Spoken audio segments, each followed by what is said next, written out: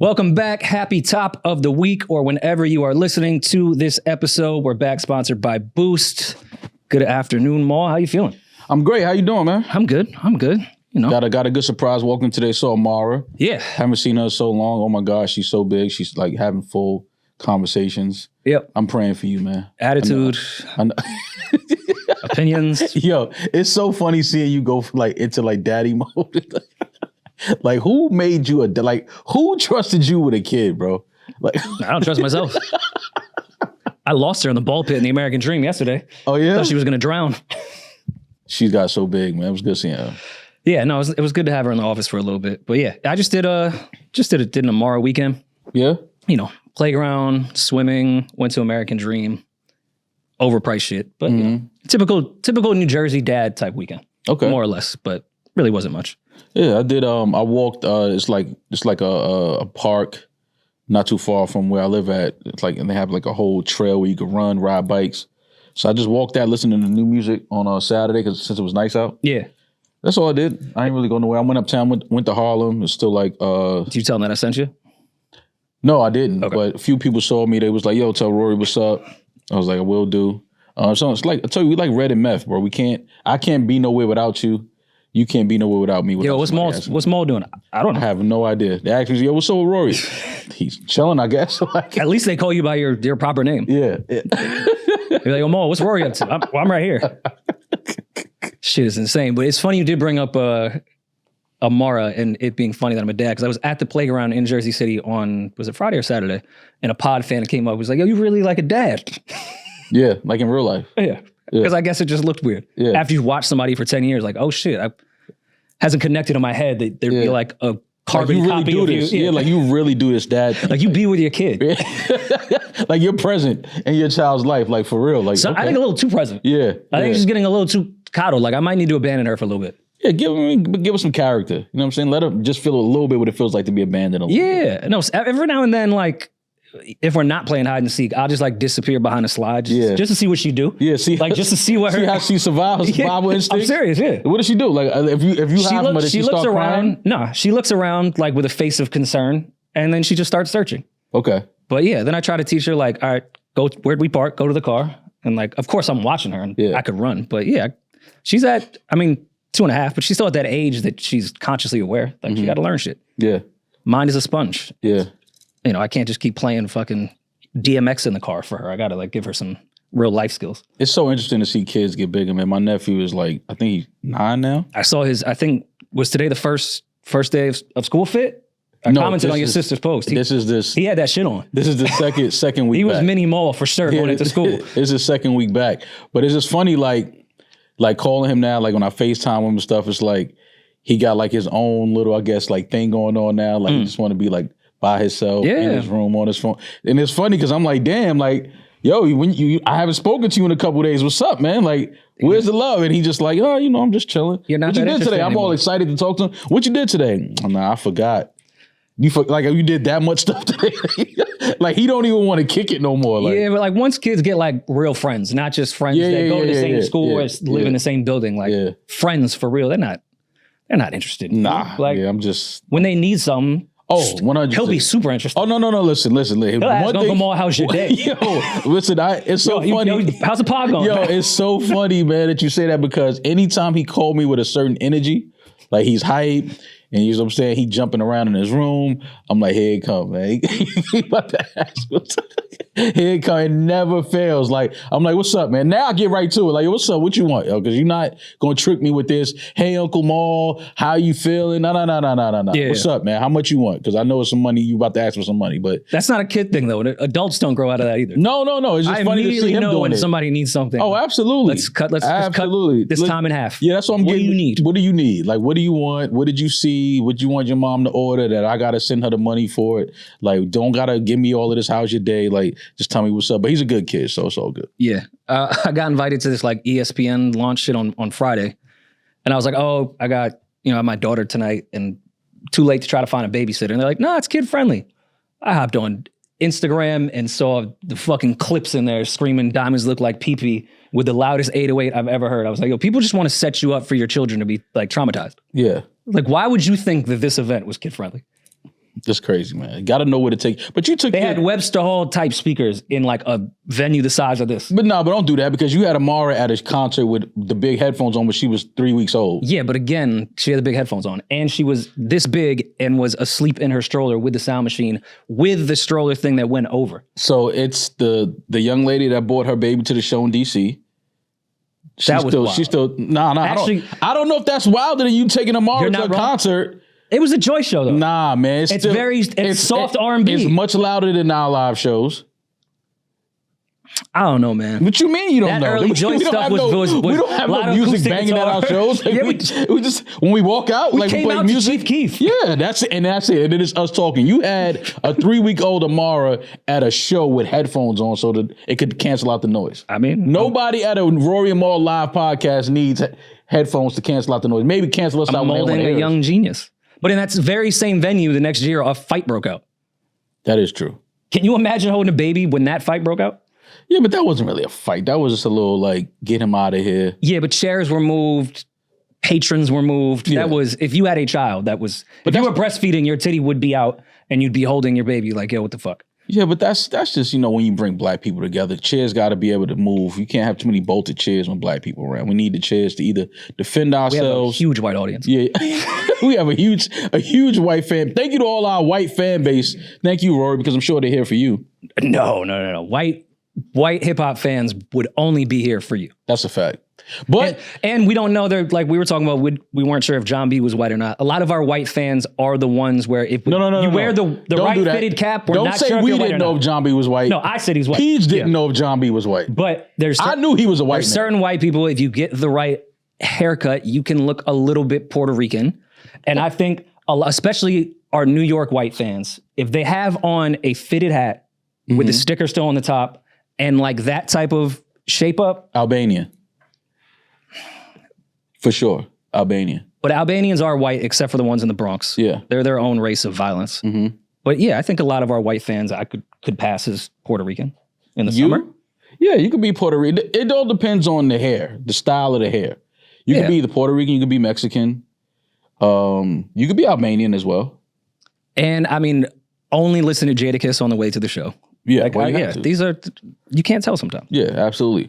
Well, Rory, happy 400th episode. This is officially our 400th episode. Thanks. Thank you, Josh and Peeje. Thank you. And thank you out there. Demaris is celebrating. Thank you. Demaris went. It meant our 400th episode meant so much to Demaris. It meant so much to Demaris, our 400th episode, that she decided not to be here today so she can be on a beautiful island in Curacao. With a sandy butt, just on sandy vacation. Cheeks. But she's having a good time. So, shout out to Baby D. But yes, it is our 400th episode, Rory. They thought that we would never see it. They thought that we would never be here. I don't know who they are, but I'm sure some of them are out there. They exist. Yeah, some of them are out there. They hit me up every now and again and remind me that I ain't shit and, Has Khaled ever explained who they is? No. Khaled has a lot of explaining to do. That would be like the bottom of the list. I thought on Thursday after we left the podcast that I was on DJ Khaled's album. Why did you think you were on DJ Khaled's album? So Brandy, our lawyer, texted me, was like, hey, did you see that email from yesterday? And I was like, oh, yeah, I'll get back to you. So I open it, and I'm thinking this is for Jay did something for Khaled's album. Okay. So I hit Jay, and I was like, yo, you never sent me what you did for Khaled. He was like, I didn't do anything for Khaled. So I hit Brandy. She was like, no, this is for you. I said, I've never worked with DJ Khaled. Mm-hmm. Then I'm thinking, oh, maybe like, remember when like Absol or like Isaiah Rashad would put our pod on there? Yeah. Because the offer was for $1 in perpetuity. $1. Okay. Which that's no knock to Khaled, because sometimes when people do swaps or like work together, you just got to put a cent or a dollar on the thing. So I'm like, well, I never worked with Khaled. Maybe a beat pack or something I did for another artist got to Khaled, and now they're trying to do paperwork. So I hit Lenny, who manages Khaled, and I'm like, hey, got this email, confused. He said, oh, Khaled said he spoke to you last week and cleared everything up. I said, I've never spoken more than 3 words to DJ Khaled in my entire life, and they've been in passing. Like, yo, hey, salute, yo, let's work. Yeah. The 3 words are we the best. Yeah. It's always been at a concert that's too loud. We've never had like a real conversation. Yeah. So Lenny's like, okay. I literally just got off the phone with him. Then he's like, I'm gonna call him back. So then Lenny hits me back like 5 minutes later. He's like, Khaled says he just got off the phone with you and cleared everything up. I said, Lenny, I swear to God. Is another Rory? I don't know what the fuck What y'all are Khaled got talking going? about. And then I never heard back. Yeah. So I may or may not be on the DJ Khaled. Yeah, I'm thinking safe to say that that's not you on the album, but you know, it's all good. Maybe some of my Rory McIlroy. But see, that's happened, which maybe I've said on Patreon, not on a regular. There's another Rory from the West Coast that I think used to work with YG. And we had YG on Palooza once or twice. So I got real cool with his team. Okay. So I would get all these like random YG records or random calls at like 4 a.m. because I guess there's another Rory from the West Coast that is pretty popular behind the scenes. Mm-hmm. So then I guess he maybe left YG's company, started working with TDE. So I would be getting all these like Sir records.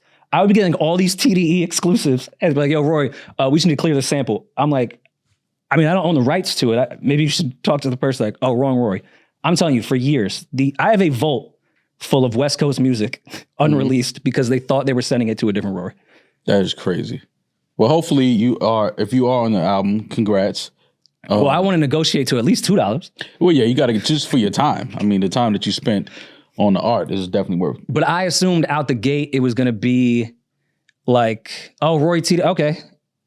A&R at Top Dog. Cool, yeah. I guess he also worked with YG as well at one point because they would hit me up nonstop. But shout out to the other Rory. Salute.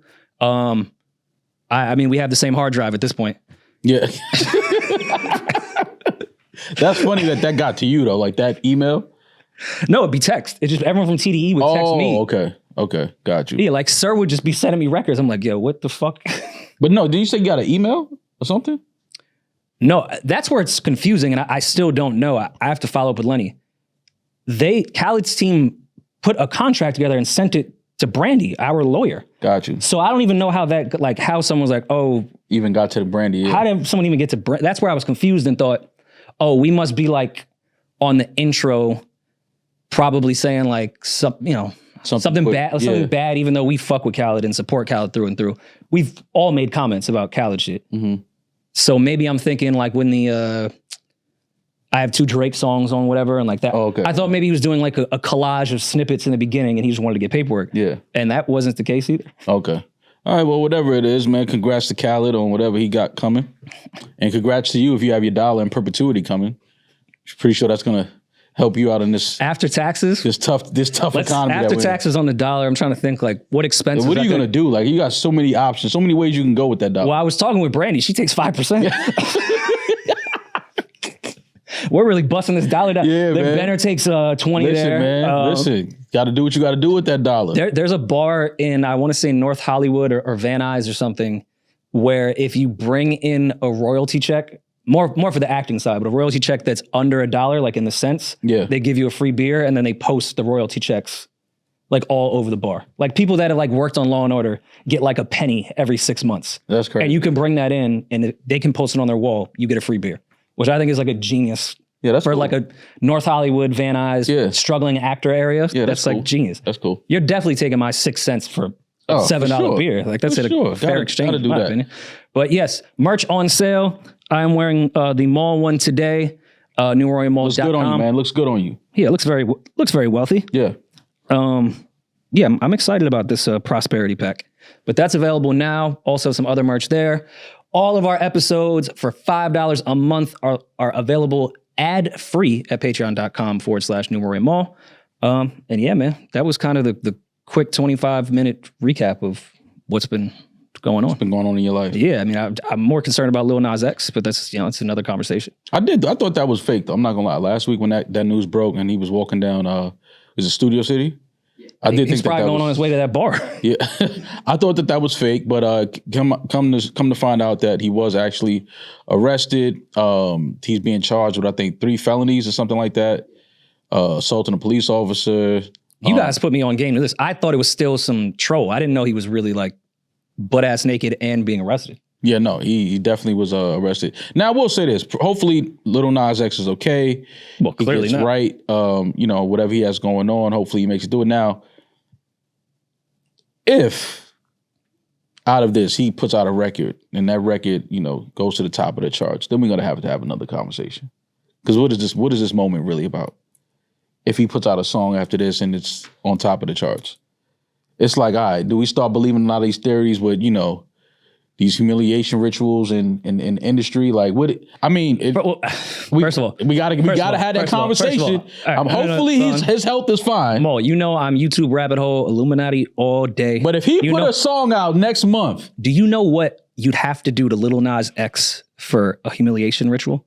He dropped from heaven with his ass cheeks open and landed on the devil's dick in one of his videos. Yeah, you know what you got to do for a humiliation ritual?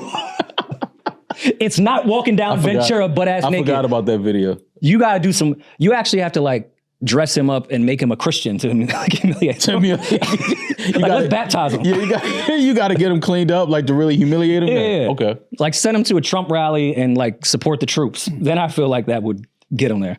But I don't know. He's probably listen. Anyone that goes from that level of stardom to the drop that's there, it leaves potential for drug use.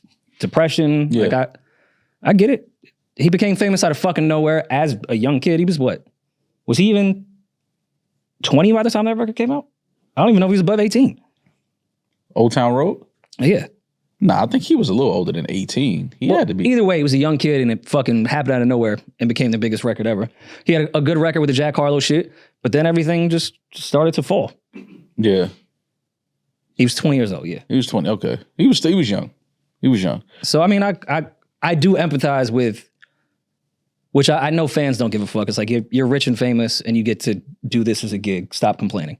But I do have empathy for people that go into that level of fame and then just completely fucking drop. Yeah, but depression and vices will probably start to fill in those gaps. Yeah, but people don't look at it like that. You know that. People, you know, they look at people that have, you know, fame and money as all of their problems should be solved and life should be beautiful. But, you know, people don't understand that at those heights and, you know, with that type of success comes, you know, a lot of things that you weren't prepared for. And especially when you're young, you don't know how to deal with it. So, you know, we cracking jokes. Lil Nas X, you know, we don't got no ill feelings towards you. We do hope that he's okay.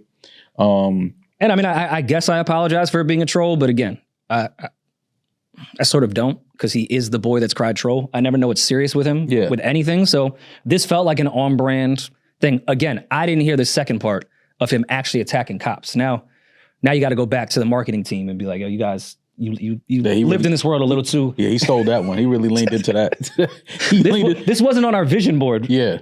So, I mean, I feel for him, but I don't know. This could also be, you know, he'll plea out and go to rehab instead of jail because hey guys, I have a drug problem. That's why I did this, and we'll do jail time. And then he'll sample Amy Winehouse's "They Try to Make Me Go to Rehab." Yeah, and you know, it'll be a #1 song, and then we'll be back to talk about. It's the rinse and repeat of celebrities and addiction. This thing we've seen, Rory. We've seen this thing already. We've seen it. Yeah. That's all I'm saying. We've seen this thing. Sometimes you're really a drug addict, and sometimes you're just Vincent Chase that went on a little coke binge with a porn star and just didn't want to go to jail. And sometimes you just haven't found your single yet. So, you know. Sometimes you've taken all your records to Rory from TDE and he said, this ain't the one. This ain't it. We can't go with this one. We need something else. Let's do something else. But yeah, shit. How would you want your public meltdown to go? How would I want I don't want a public meltdown. No, but like, we'll just live in the hypothetical that there was a public meltdown. I hope to God I would be high. Doing a public meltdown sober would be like, that's first and secondhand embarrassment. I want to live in the... Nah, but that's the thing. I would want to be sober. A sober meltdown would be so embarrassing. Yeah, like I want to be sober for like... Because what would they be like killing me for? All right, I'm not saying you would do this. I'll put myself in Lil Nas X's shoes or lack thereof shoes. Mm-hmm. If I was walking down Ventura butt ass saying all the shit he was saying, then attack police officers, and then you later found out I was sober, what would you say on this podcast? You walk down the street butt naked. Everybody thought you were drugged up out your mind. And then you later find out like, nah, they did a drug test. He was clean. You'd be like, yo, lock that fucking person up. Nah, I mean, I would have... That's a sick fuck. Yeah, but you gotta really have the excuse of some type of opioid. Because that's just streaking. That's just like, you know, we're going streaking. You don't have to, you know what I mean? It's like, okay, you lost a bet. Can you streak at a slow pace? You gotta have a light jog. What's up to you? And a group. You streaking by yourself is weird. Because I mean, we had a friend of mine growing up. We had him ride around the Bronx like butt naked on a bike when he lost a bet. I was just about to say, did he lose a bet? Yeah, but it was because he lost a bet. But it was the craziest shit at the time because it's like, yo, he's really on this bike, one of the busiest intersections in the Bronx on the Grand Concourse and Fordham Road, butt naked riding a bike. Like, yeah, but that's a bet. Like, I can see a white person doing the streaking thing, but like y'all version of that is like in the basement in Belly when they made Homie strip. No, that was totally that's y'all version of streaking. No, that was totally different. That's not streaking. That's black people's version of streaking for sure. Nah, that's not streaking. Now, Lil Nas X, hopefully, again, he's fine and he gets himself cleaned up, whatever drugs he was on.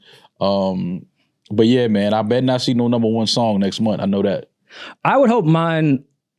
Obviously, no one will be harmed, but I would definitely want to be on an opioid where I was hallucinating. I would want to have like maybe a super soaker gun, like just so it'd be like fun, silly mental breakdowns. But I would want to say not profound things, but open-ended things that Illuminati YouTube would pick up and take as law. Because there's like certain people, who's the guy, rest in peace to the gentleman, he was cool with the guy from Friends that also passed away. He killed himself, but he was going in on Hollywood right before he died. And Is it Matthew Perry? He was friends with Matthew Perry. Yeah. Sorry for forgetting his name and rest in peace. He had put out a bunch of videos before he took his own life, quote unquote, exposing Hollywood. And granted, he could have been right, but there's also a high chance he could have just had some mental health issues and some drug issues and was just saying shit. Well, that's what they're hoping that people think. And I'm saying, during my mental breakdown, I want to say a bunch of open-ended things that make me look like some prophet or some genius, and I'm literally just babbling. Yeah. That's how I want my mental breakdown to go. Like, now he's really exposed in the music industry. And it's like, meanwhile, he just had the same name as an A&R at TDE. Like, he really has no pull. He's not even on Khaled's album. Like, he went crazy because he thought he was on Khaled's album. And come to find out he's not on Khaled's album. So he just started tweaking. That would be a funny bit if once the Khaled album comes out, I stand outside Rock Nation office picketing with the contract. At least pay me my dollar. Yeah, give me my dollar. I signed it. Yeah, give me my dollar. Give me my dollar. Yo, Khaled, send that dollar, man. Cash app that. I feel like Khaled now, that's verse swaps. If I'm doing it for $1, that's verse swaps. So he got to come on the pod. Khaled ain't doing no pod. What? You don't think so? I think this will be the first run because things are a bit different for Khaled that he would have to go on a proper press run. Why are things different? Because I think him as the promotional machine isn't what it was before because he's pulled back a bit. Like during the Vine days and was it Vine that he got super popular on? It was before TikTok. Snapchat. Like he could go on Ellen, he could do, which he probably still can, but he was himself the entity. He didn't need to the press run was happy to have him, not the other way around. Mm-hmm. He's pulled back from a lot of that stuff. So I think he's now needs to go back to the press. I mean, which is fine. I mean, I think Khaled is in a very, obviously, we fuck with Khaled, but I think this may be like to what you're saying. I think he's in a very different space now, though. Yeah, I mean, I felt since Father of Assad, which I thought was a really, really good album, that it's kind of been wishy-washy. Like there's joints, but they're not as good as the previous Khaled projects. And he's been fine. Like maybe he doesn't hit #1 because of a Tyler album, but he still has like joints. I've seen Khaled fail with 2 albums by Khaled standards, not by, I could dream to do the numbers that Khaled does. And he's fine. Like he still comes back. People are still going to listen to a Khaled album. He's still going to get all the A-list artists. Is he? I think so. I think we know one that he doesn't have. Well, yeah. I mean, he kind of went out on a limb there. But if you look, even then, has Drake given anyone more music besides maybe Ross? And a lot of those records were Khaled records. Yeah, but I mean, when I say he's in a different, he doesn't have the 2 Drake records that he probably was banking on. I mean, he got one of the most iconic Jay-Z verses of the last 15 years. I don't think Jay-Z will give him another verse. I think that was Jay's. I think God's did was Jay's. Like, you got to think about it. Jay performed that record at the Grammys outside of the whole verse. Like crypto arena. Like, you know what I mean? Like he really gave Khaled like a whole thing. I didn't like that they put Friday at the kids table with John Legend. Yeah, but I mean, to the point of not having Drake records that you obviously were banking on, I don't think he'll have another Jay-Z verse. Here's the thing, though. I didn't think On God did he would get a Jay-Z verse, and he got a 4-minute Jay-Z verse. If I'll admit when I'm wrong, and I probably said it on the podcast. I was like, ain't no way he getting another Jay-Z hit. I just didn't feel like the timing was there, or Khaled was even focusing on music like that at that point. And then he got one of the greatest Hove guest features ever. Which is why I think he won't get another one.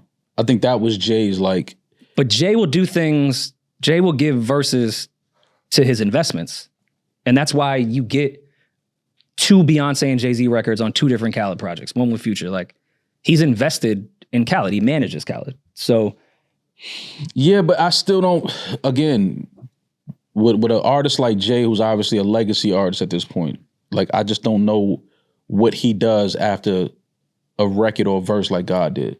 Now what? We gonna give us another I Got the Keys? You don't really. But to me, God did just feels like this is I'm bowing out. I'm done. You know what I mean? What other type of song could Khaled or Jay make for Khaled? You know what I mean? I just don't understand where you go from there. I don't think he should pivot to the younger audience. I think throwing them in the mix a little bit is whatever, but Khaled's real connections of where he can have moments is when he gets legacy acts, i.e. getting a Jay-Z verse to be the intro on his album last time. That was the moment. Rihanna technically, I guess, was legacy when Wild Thoughts came out, but having moments like that, having Alicia Keys on your project, having all these crazy A-list names that don't usually do shit, but will be like, all right, I'll give my verse for the year or my record for the year to Khaled. I don't know if the younger generation gives a fuck about that, but I also don't know if legacy acts are running to do that anymore either. Rihanna, it took a Smurfs movie that she was fucking heavily involved in to get a record out of that. I don't know if she's doing a Khaled album. Mm-hmm. Do you think she would get on there? I don't think Rihanna is making music because Rihanna realizes or feels like it's just not worth her time. The music industry it's a dying thing. What is the music industry? You see all these artists from years ago, Rory, we've seen everybody selling their catalog. Yeah. And we didn't know why. Why are people selling their entire catalogs for? Because it's if I can get this much money for this music now, with the way streaming is affecting, things and how artists are paid, AI. I think artists just realize this thing that we came in on with this thing called, the music industry is changing. I don't think that somebody like Rihanna, obviously she doesn't need the money. So it's it comes to the thing of, is she inspired? Yeah, that's what I think it comes down to. But why is she not inspired? Because of all the bullshit that surrounds it, the way people move on from music so fast now. It's you could put out a classic album right now, mm-hmm. and people will be done with it in a month. Yeah. So it's when the artist that, like a legacy artist, Rihanna, Jay-Z, whoever else the legacy artists are, you can see why they would not be inspired to put out new things if they're making so much money in other areas. Rihanna is, on top of the beauty world right now, $1 billion industry. She doesn't, music to her, it has to either inspire, she has to be inspired, or just at a point where she's just totally in love with the sound that she found in the studio and, the things that have come together as far as the songs. But to just be Rihanna, give us an album, she's not doing that. A artist like that is not doing it because they feel it's not what y'all think it is as consumers, us on the outside. Well, we know a little bit more about the industry, but the average consumer doesn't realize the music business is not what it once was. But that was the beauty of the Khaled album or the Khaled single, i.e. a Hove. I have no interest in putting out an album this year, but there's plenty of things I do want to say that I don't address unless I'm putting music out. Me personally, I don't want Jay to put out an album. No, I know, but I'm saying in Rihanna's But only because people you only have to be inspired by one record, or you could have one record on your hard drive that you love, and it's I have to wait to put this out because it needs to be surrounded by something. But that was the genius of the Khaled project. Even the Jay-Z and Beyonce Shining record, which I think is incredible. It's one of my favorite Jay-Z and Beyonce collabs. I don't think they would have ever put that out had it not been around something specific. Right, it has to make sense. We got Beyonce rapping with Future and Hove on Top Off. That's not coming out unless Beyonce is doing something or Jay-Z is doing something. Right. Khaled gives those opportunities. I just don't know if anyone's running to care for that in the current climate, which is not a knock to Khaled, it's a knock to the climate. But I mean, Rihanna putting out that Smurf thing, I don't think she's inspired her. I think she would have put music out because again, she doesn't need the money. She doesn't have to march to anyone's drum. She can do whatever the fuck she wants. So she's inspired. She do whatever she wants. If she wants to put out fucking Celtic reggae, she could do it because it's Rihanna. Yeah. I feel like she would do that with a Khaled album if that was a thing that, if those moments mattered anymore. I just don't know if moments are a thing in the music industry anymore. What are the moments? Everything outside of the music is the moment. Is it just us seeing like artists' names featured together on a song that we never thought, like, okay, we never thought we would see these two work together. Like, that's a moment. Okay, we got to hear what that's about, what they did. Yeah. But again, even with that, once you hear the record, it's like we just move on. The consumers, the average, we just move on from things so fast now. Things don't sit with us. Like, that's why, back to what I was saying, I don't really care if Jay puts out another album because I know what's going to happen. The people that grew up with Jay and that love Jay and hold him to high regard, we're going to love it. But there's a whole new generation now and people, like, you know, that have platforms and spaces and they don't care about Jay like that. Like, they don't hold him to that regard like we do. Like, Cardi just did the sample, the record Imaginary Players, that song started charted again. That's the first time some people ever even heard that Jay record. Yeah, but why, again, with someone like a Rihanna or a Jay, why would their mind move to the younger generation? Why would they even care about that? I mean, not that they don't care, but to an extent, you have to care about the younger generation because it's a large part of the consumers. It's a large part of the people that are, you know, influencing the sound and the new trends and things that are going on, even the slang, the way people talk, the way people dress. It's always going to lean a little younger. That's just how it's always been. So you have to kind of be in tune with what the new generation is kind of doing and what they're into now.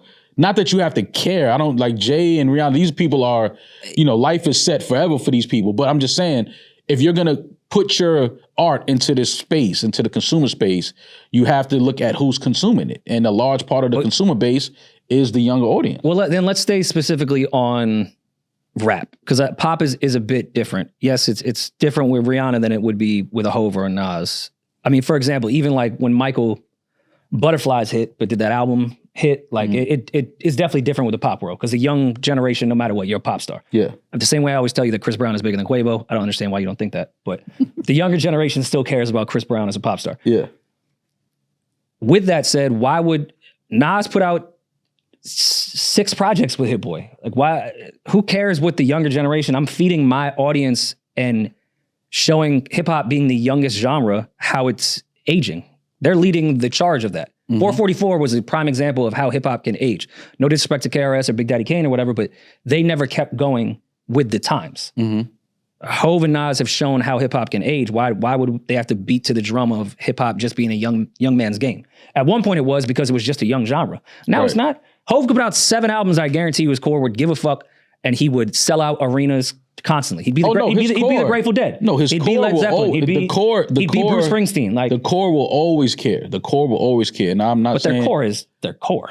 Right. Like, I'm not saying Jay doesn't. It's not an MF Doom core. Right. It's an arena core. No, 100%. I'm not saying that an artist like Jay-Z or a person or businessman like Jay-Z, he's not trying to, move to the beat of somebody else's move. When we say moving, that doesn't apply there.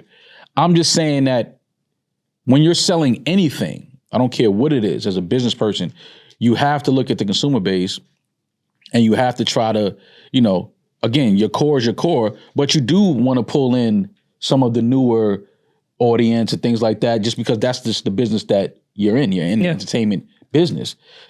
Now, with the music business being in the state it's in, back to what we were saying about Khaled, do you go just legacy album with legacy acts? I don't know if I don't know if Khaled is willing to do that. I mean, I think he has a Clip song. I'm just like guessing shit. Yeah. I think there's probably a Clips record on there. I think he'll probably get a Young Thug record. I think he'll get, I'm sure Biebs Yeah, but Definitely. now, he's had a bunch of beat like that's what I'm saying. But now we just talking about things that we've already that's already gotten. happened. So I'm trying to think of moments that would make sense. So now that goes back to why I'm saying I don't think Jay-Z gives Khaled a verse, at least not for this. At least not for this project, because again, I just gave you the Gods did. We did that. That was a whole thing. Like we was at the table, the final Last Supper type of vibe. Like we gave you that. Where do we go now? Like, do we give a diet version of that? Like, it just starts to feel like, okay, we've had this. You're giving us the same thing. You're just kind of like, reheating it and adding a little more. But that's been Khaled, even when I thought his albums were great. But how long is that? How long do you sustain that? Father's Eye was the last one that I was like, I fuck with this project. Yeah, but that's, so again, so now we're going to start learning like, it was cool. Even that one wasn't up to like super par as the rest of them, but it was still a solid project. Yeah. There's records I go back to on that often, but I think it goes back to your original point, which I completely agree with Rihanna and O. It's if you're inspired. Like Khaled was at the office playing, that record was Ross, Wayne, and Friday. Like he wasn't playing that for Hove to get on. Mm-hmm. Hove. Well, let me stop you right there. Mm-hmm. Whenever an artist plays a record like that don't do this thing that you're doing. You know how this industry shit goes. If Jay-Z is sitting on that couch and I have a record and I'm playing this record, trust and believe it's something in my DNA that's saying, I hope he loves this shit and he wants to go to the studio right now. Hove and Lenny are his managers. Obviously, he goes to Rock to play them the music. I'm sure if it would have been the Buju Banton record, if Hove would have been like, yo, I'm sure Khaled would want Hove on anything. He doesn't any fucking thing. It's if he's inspired. I don't think he was going in there like, I just blocked a verse off on God did, because the whole shit after that was like, damn, do we keep Wayne? And because Wayne and Ross have great verses, but it's like, this is the moment. Is this just the intro? Mm-hmm. Is it just this 5-minute whole verse and then we move on? Because I already told Wayne and Ross they on this. I think it comes down to inspiration. If Hove hears something he's inspired by, he'll do it. I don't think he's sitting there like, this is the Khaled album, I don't give him anything. If he doesn't hear anything, then he's not getting a verse. Now, okay, you're right. Because there's a lot of but I look at it differently. Hove also gets inspired when y'all have talked wild shit about him. There's a lot of Super Bowl shit I'm sure he wants to address. Yeah. Even when they did written testimony, Hove had shit to get off his chest with the NFL stuff. Like, I have something to say, and if you put something out, all right. Yeah, but you know how the industry is, and we know Khaled He has 1,000 Caesar Palace casino bars in his head right now. Khaled is the fucking one of the greatest salesmen in the industry. Oh, for sure, yeah. If you think that Khaled didn't walk that record in that room and he didn't look at Jay in his eyes and start moving his shoulders, trying to feed Jay that energy, like, yo, you don't feel that? Like, you don't... We know Khaled is a salesman. He gonna sell you shit you didn't even know you wanted to buy. Yeah. So it's like, if he played that verse for Jay, of course he was playing that shit hoping. I just think there's certain artists at a point in their career that the sales pitch doesn't work. It's what I hear on this record. Like, no, it's not that the sales pitch. I recently watched. It's not that the sales pitch doesn't work. It's that it doesn't work on you anymore. That's because it's going to work on somebody else. No, for sure. No, for that sure. same thing is going to work on somebody else. I said an artist at that point. Oh, like, yeah. Yes. Even I rewatched, and sorry everyone for making this a Hovecast. I rewatched the Black Album, Fade to Black movie. And even when Pharrell, after the phone call, was trying to pitch, because we know Pharrell to be a salesman. Mm-hmm. Hove walked in, threw his keys on, and Pharrell said, all right, it's like the end of Carlito's Way. And Hove went, that's the speech? Yeah, that's it. Just get right to it, yeah. Some shit is just like, all right. Yeah, sometimes you sell it. He started mumbling the moment those fucking 4 chords came in. Like, all right, this is the allure beat is fucking insane. Yeah, all you had to do was play this. You didn't have to sell this. Like, this is going to sell itself. That's the speech? You're not going to try to pitch me on this? He was like, no, that's it. That's it. So again, I don't know, what Khaled does with this project. Just give Rory his $1 and life will be better for everyone. Will you protest outside Rock Nation with me? Oh yeah. Right. You gotta give me half of that $1 though. We gotta bust. Judging by our contract, actually, you gotta give me half of that $1. Because I even asked Brandon. I said, "Did Maul get one too?" Because again, I thought it was a podcast thing. That's on the arm. Keep that. Don't even worry about that $1. That's all you. Yeah, I see. See, that's love. Eat. You gotta eat. Gotta eat. I want all my people to eat. No, I want everybody. Everybody eats with me, man. It's all love. Maul. All the time. Yo, all the time. And it hasn't been a day, Rory, that I have not thought about this. Maul, have I asked you this question before? Have you ever Every day you text me and you ask me this every day. Okay, but maybe it's not resonating with you. Okay. Have you ever saw a phone plan and thought, wow, great price, but then your bill is way higher? You're like, yo, what the? Absolutely. But with Boost Mobile, you pay $25 a month forever. That's unlimited talk, text, data. That's why I can ask you this question and text you this question every day, Maul. Every day. It's because I have unlimited data for $25. And you got to visit boostmobile.com or Rory, you can head to your local Boost store today and get unlimited talk, text, and data for $25 a month forever. 5G speeds are not available in all areas. After 30 GB, customers may experience slower speeds. Customers will pay $25 a month as long as they remain active on the Boost Unlimited plan. I could see a Cardi moment on there. On Khaled, we can pivot from Khaled because I do want to get into Cardi and Imaginary Player and not that charts matter much to me, but I think there'd be a Cardi show. I don't want to talk about any female rappers no more. Why? See, that's sexist. No. I know Demaris isn't here. No. You know why? We can be pigs. It's not that it's sexist. I mean, I want all of them to keep talking their shit and looking good and doing their thing. But it's mainly looking good. I just don't think it's fair for me to speak on their music. Because they're not making these records for me, a person like me. Like they don't care. Like Cardi doesn't care if I like her verse. Nicki doesn't care if I like her verse. Like they don't give a fuck. No, they do care. No, they just don't want you to shit on it. They care if you shit on it. But if I don't speak on it, I don't think then nobody's gonna be upset. Can I play Demaris today? Cool. Okay. I think they do care, not specifically about us per se, but they are in a male-dominated field where male opinions are the ones that give you a stamp, which I would argue with Demaris that women are the people that move the fucking needle. And 100. When women like some... Men gonna like it. We're gonna like it. If they like it, we love it. But I do see that side from a woman's point of view there that like, yeah, I need male media to fuck with this too because y'all have stamped, hip hop has been male dominated for 50 years. Yeah, but it's not. Y'all are the ones that say when something's good or not as far as perception.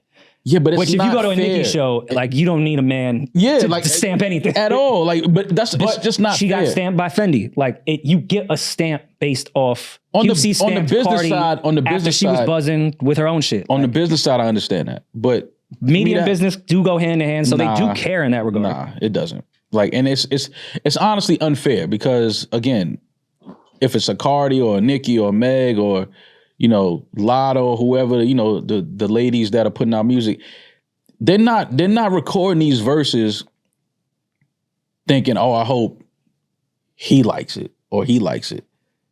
It's more so like they want the women to love it. They want the women to say otherwise. Huh? My phone would say otherwise. But that's because you're saying if you hear the song, you're saying something to the side of you don't like it or you're not feeling it. That's when it becomes a conversation to your phone like, yo, why'd you say that? Da, da, da. But I just don't feel, just being honest, like it's just like, because that's not for me. It's almost like, why am I even speaking on that when I know that wasn't created with me in mind? Like that's not. I don't think that's even really a gender thing per se, because even when we came in here to talk about the Cardi shit, I started by saying I shouldn't be the one to review this. But this is god awful. But I agree. But I shouldn't be the one because again, it's not made for me. It's not. I'm not supposed to like it to an extent. You know what I'm saying? It's like, yo, this wasn't written and laid for. But it's made for the masses, so the masses can comment. Yeah, but even if it's not for me. But what masses though? You don't think Cardi is trying to go out to the masses? Yeah, but somebody like me who grew up on a different type of hip hop, different type of rap. Grew up in damn near the same neighborhood as her. Fucking 15 minutes away. Yeah, but the gap. You've dated a Cardi. Yeah, but the like gap. You dated her.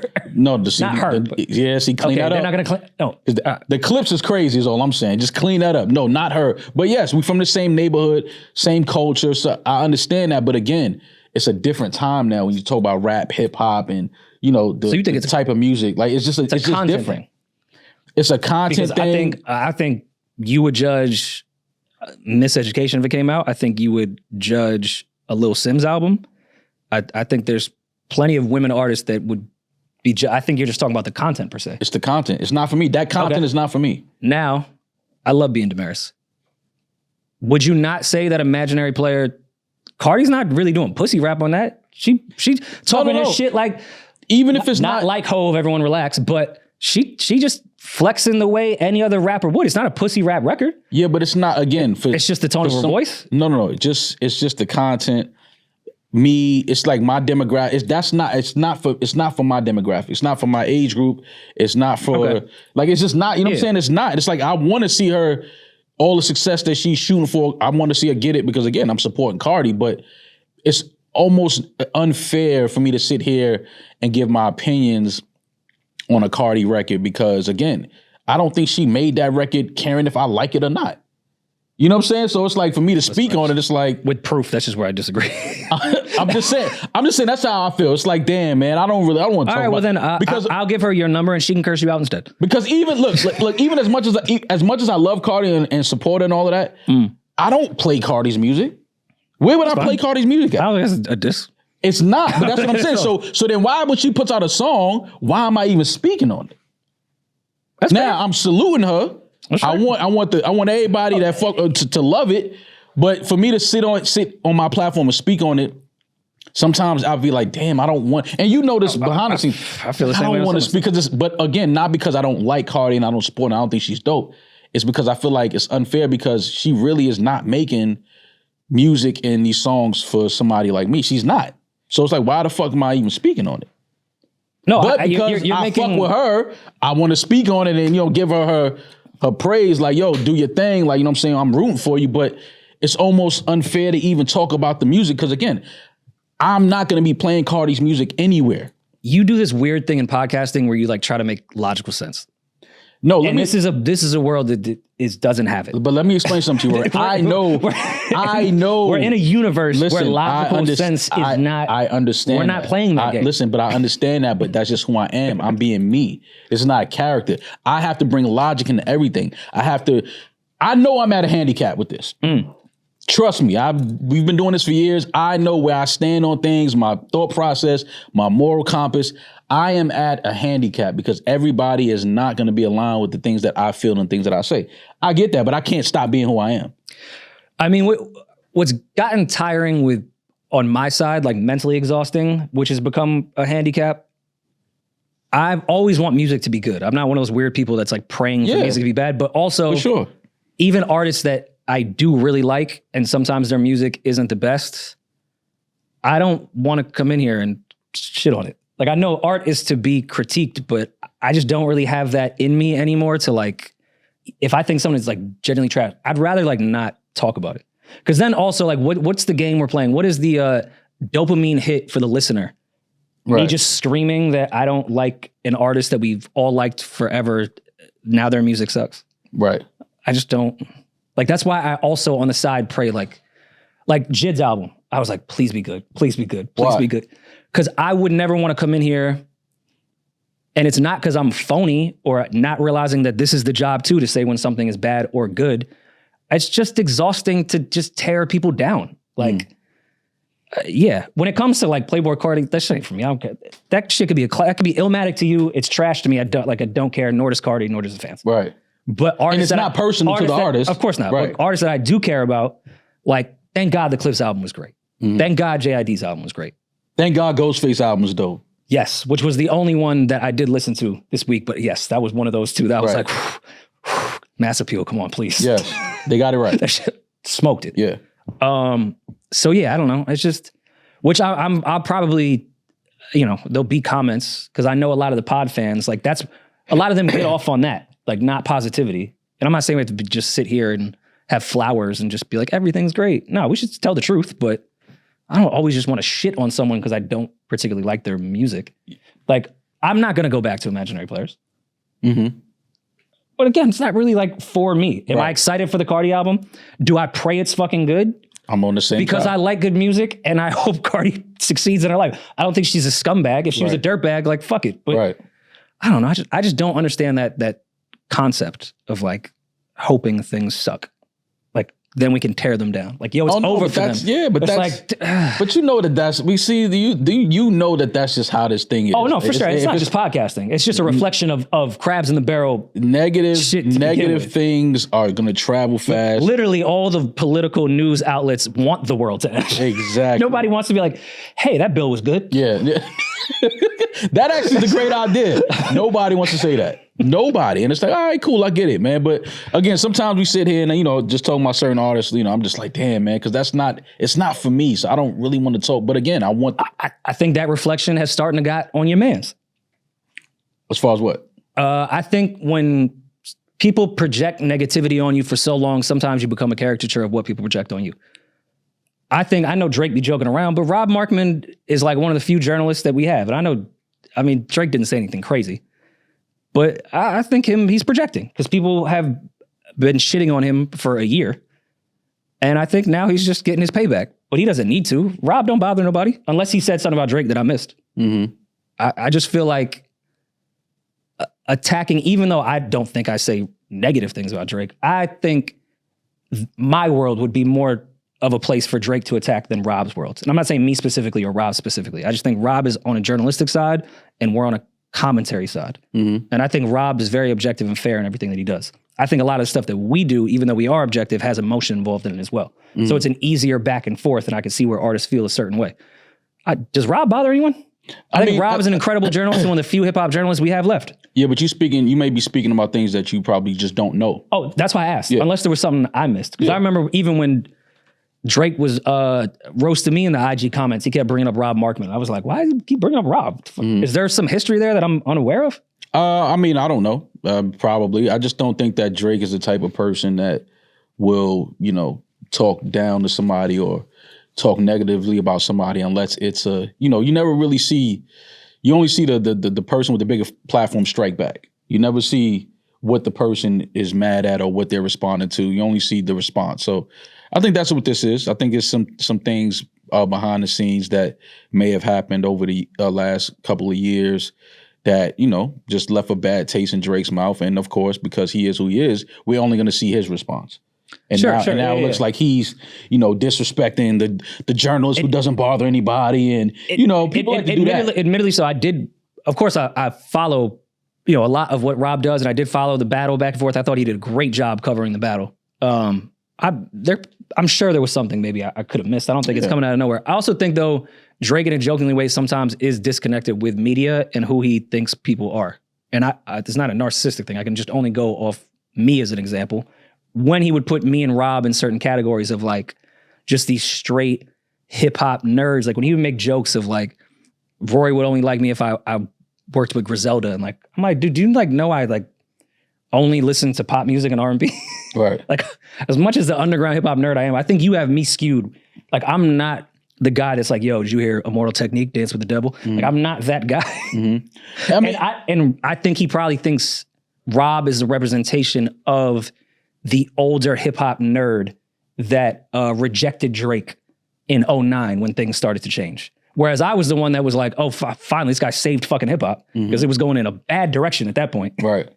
Yeah, I think he has a different, because he's so up here, he may not fully understand everyone's taste level or what we talk about outside of things that don't pertain to him, which is fine. He doesn't need to do that, but we all live in our bubble. I just thought it was kind of like out of left field. Rob is nice as fuck. Yeah, but that's, again, he probably has a different, for sure, you know what I mean? Different relationship with Rob, and some things were said or some things were done that he knows about that, we don't have no idea on. It's a lot of that sometimes.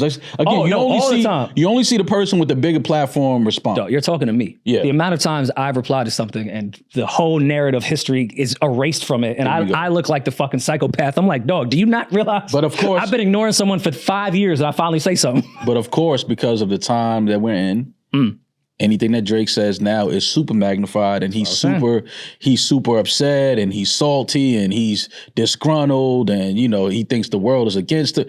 It's gonna be all of that added to that now, just because of the things that we've gone through in the last couple of years and where we are now. So no matter what he does, it's gonna be looked at as, oh, this is his response because maybe Mark supported the Not Like Us record, so now Drake's mad at anybody that did that. And when it's like, okay, you may think it's that, but it may be something else too. It may be something deeper than that as well. Yeah, I mean, if he got mad at everyone that liked Not Like Us, it'd be exhausting. This is what I'm saying. And again, we get off the Drake thing. This is the one thing, I'm not saying you, but a lot of the OVO fan base, it's okay if y'all can say like, yo, maybe Drake is a little, I don't want to say salty, but feels away. Like, that's okay. I'd feel away. I've been saying that. Everyone's like, yo, he's so unbothered. Why y'all think? I'm like, it's okay. He should be bothered. No, I've been saying that probably the he's loudest. A human being. Like, it's okay to feel. No, let's be. Yo, Drake not thinking about it. Yeah, he probably is thinking about that. Bro, listen, if anybody knows, I'm very vocal.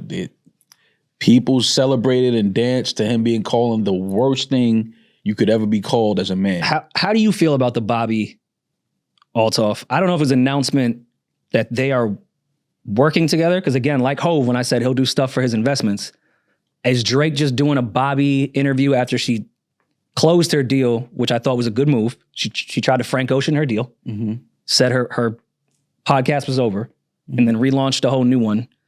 And her and Drake are back in the bed just with a better background. I don't think Drake is just doing this unless he's invested in something with Bobbi. I mean, it could be that he could have some type of investment with Bobbi and in the podcast and have her as his I like to call how Michael Jordan had Ahmad Rashad. You think Bobbi is Ahmad? Yeah, just somebody that he could definitely just checks out. Go to and have a cool, fun conversation with, where it's not no bullshit. Or, I mean, Iceman's name is Bobby Drake, so I don't know if that plays into it, right? All you YouTubers that are forcing artists to have all these entendres and Easter eggs. They did that with the whole Kendrick shit. No. I know. I'm just saying. No, I know. I'm just saying the it YouTube could be culture in general, where now everything has to mean something. I'm just saying it could be. It could be is what I'm saying. That's all. It could be a bunch of different reasons why. If somebody feels like he's doing it because, I don't know, like he's attracted to Bobbi Althoff. I don't know. Whatever people are thinking, think that. I'm just saying whatever it is, cool. He's doing a podcast with Bobbi Althoff. And of course, I love when artists, their stories and Easter eggs and things. Those are writers. Those are generational talents. I like all that. But I also sometimes like, Illmatic was my best album. All right, I guess we'll go with Stillmatic. Like, not everything has to be. You're like, right. Sometimes it's just like. You're right. Which is a classic. Right. Like, absolutely. Like sometimes everything doesn't have to be. I get why Drake is doing with Pinocchio and he's carrying the bag. What does the bag mean? That's because we live in this world now where everything is a rabbit hole. There's a thread on Twitter. Everything, even if it doesn't make sense, has to make connected to something else. With Bobbi, I said the same thing with Aiden, and I can be objective and understand why Drake would want to avoid hip hop media or avoid any real conversation until the time is right of when that album comes out and he does want to address everything. But, perception is still a thing, which I think Drake still cares about. I don't want to hear it. I liked him and Bobbi on the first interview, but for what? Who would you like to hear him with? Us. And they're just going to flip this to be like, I'm salty. If Drake went to Drink Champs tomorrow, I'd be ecstatic.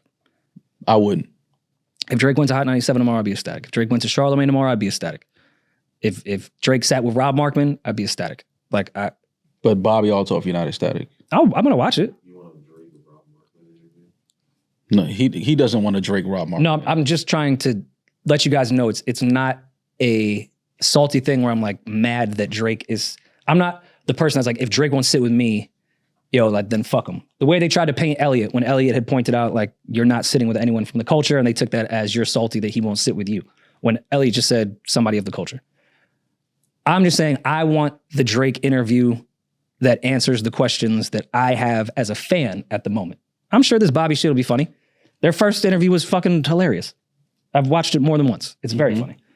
I don't really care at this point. Yeah, I just don't. If you, no matter who you want Drake to sit with, once he sits with them, people are going to say, oh, they didn't ask him this. He didn't talk about that. He didn't address. And even if he does, even if they ask all the questions that we all want to hear answers to, however Drake answers it, people are going to feel a way about that. Listen, it's going to be think pieces about his answers. And then it's going to be clips about his answers and his streams about how come he didn't answer this. It's like, everybody just shut the fuck up. Somebody perfect right now. Angie Martinez. Angie creates a very warm environment, does not avoid questions, because Angie will ask you that shit, but she will do it in such an amazing way. That's why she's so good. That's why she's a legend. It'll almost feel like it's a soft question, but she's really asking that shit. she would be a perfect person. Yeah, but then if he goes to sit with Angie, you know what they'll say? Oh, why he didn't sit with Black Boy Max? Why he didn't go sit with this person? Why he didn't go to Charlamagne? Why he didn't go to this person? I think it doesn't matter. I think fans now just want him to sit with somebody that is going to ask. I'm not saying like straight hardball fucking knock it out the park. Yo, tell me how you found out if you think Whitney was abused. I'm just saying Bobby it'll be like a Curb episode, which is fine. But I think fans want to hear from Drake. Now I think the goalpost moves a lot.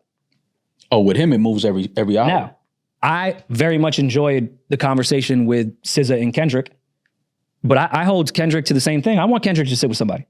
Not that he has to, but yeah, that SZA conversation was great, and I get that was GQ, right? Bizarre. Harper. Was it Harper, some shit like that? I thought it was a really cool conversation between two incredible minds, but I also would love a Kendrick sit. Like I loved Nadeska sat with him for the Super Bowl. Who do you want to see Kendrick talk to? Rob Markman. Kendrick need to get up out. You need to get up out. Just see like Kendrick sit right there. Let me talk to Kendrick. I would love that. I think that'd be incredible. Let me talk to Kendrick. I got some questions for Kendrick. I think that would be great. Yeah.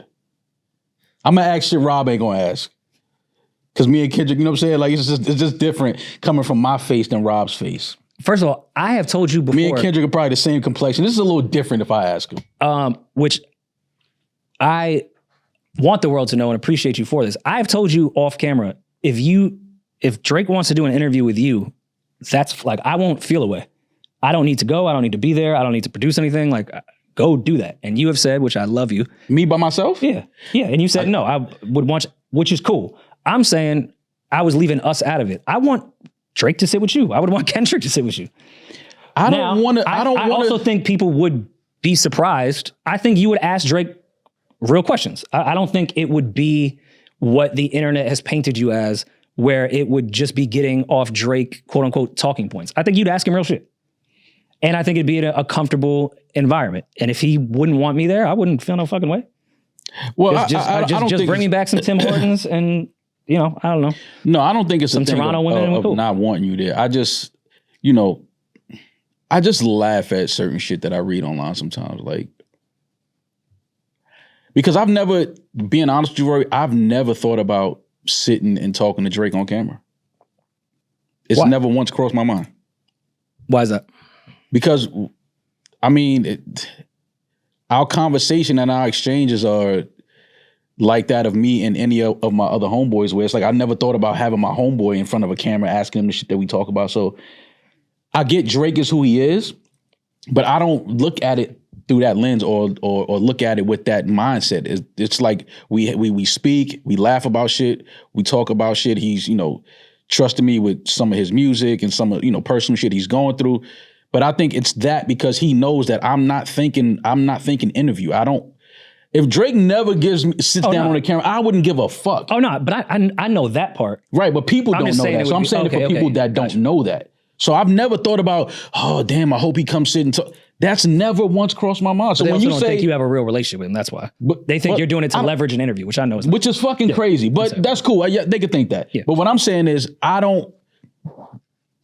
if me and you didn't have a podcast together and you putting out dope albums and this, that, and the third, and you had gone through some shit, you my guy, I wouldn't be thinking like, damn, I hope Rory one day wants to come and sit on camera and we could have this. That shit doesn't even cross my mind. With a real friendship. There's artists that I'm But now if you say, you know what, I got some shit I want to get off more and I want to get it off with you. Pause. Set up the cameras, pause. Yeah. All right, cool. But I'm not, in my mind, that doesn't even, so when I see people say, oh, he got to give them all in. Why? Like, I don't, because truthfully, the things that we talk about, I wouldn't even talk about on camera. Fair. I would never ask him that on camera. You get what I'm saying? Because I just don't think that people are even worth the answer. Okay. You get what I mean? Because it's like, okay, even if he says it, even if we get Drake, we get the Drake. Let's paint the scenario for him. Okay. We get the Drake interview. Gotcha. We ask every question that's online. Can we stay in Toronto for the week? Wherever. If Drake said, bring the fucking cameras. That's what I'm trying to leverage. To wherever. I wouldn't give a fuck where we go. No, let's do it in Toronto.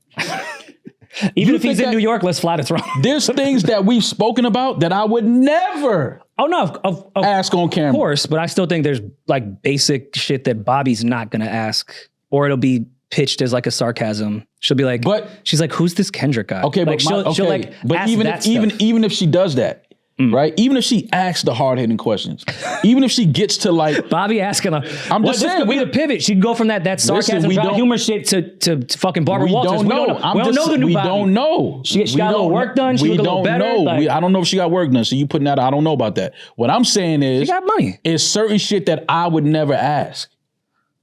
I just would not ask. Like it's just, I'm not. It But doesn't. no, okay, It's I not see that. that. It's I not guess that serious to me. I guess my point is the stuff that would be fine to ask, I think you would ask. And that's the stuff that people want to hear. The stuff that you know and you know only, just y'all conversations, I don't even think that's the stuff people would even want to Rory, hear. even in that, you know why it doesn't matter? Because even if he answers the question, you can ask whatever question. Though It's never going to be tough. satisfy anyone. It's not going to satisfy any fucking body. No matter what he says, no matter what he does, no matter what album he puts out, people already have in their mind that don't like Drake and that don't like. Cool. It doesn't matter what he says. So when people get all worked up about him announcing who he's sitting down talking to, I'm just laughing because I'm like, no matter who he talks to, Yeah. people are still going to feel a way about it. So that's why I'm just like, yo, I don't even think like that. My thing is that I want great music and I want people to be happy in their lives and raise their families. I don't care if he sits down or she sits down with who, what, how they together. I don't care, bro. I really, that shit does not cross my mind at all. Mm-hmm. I don't care about shit like that. What if Drake asked you to do Bobby's second episode? In the event that he is invested into this new venture. Like me and Bobby sit down one-on-one? You'd be the next guest. Like how she went to like Drake and then Mark Cuban. It'd be like Drake and then Maul. Oh, I would kick it with Bobby. Yeah, why not?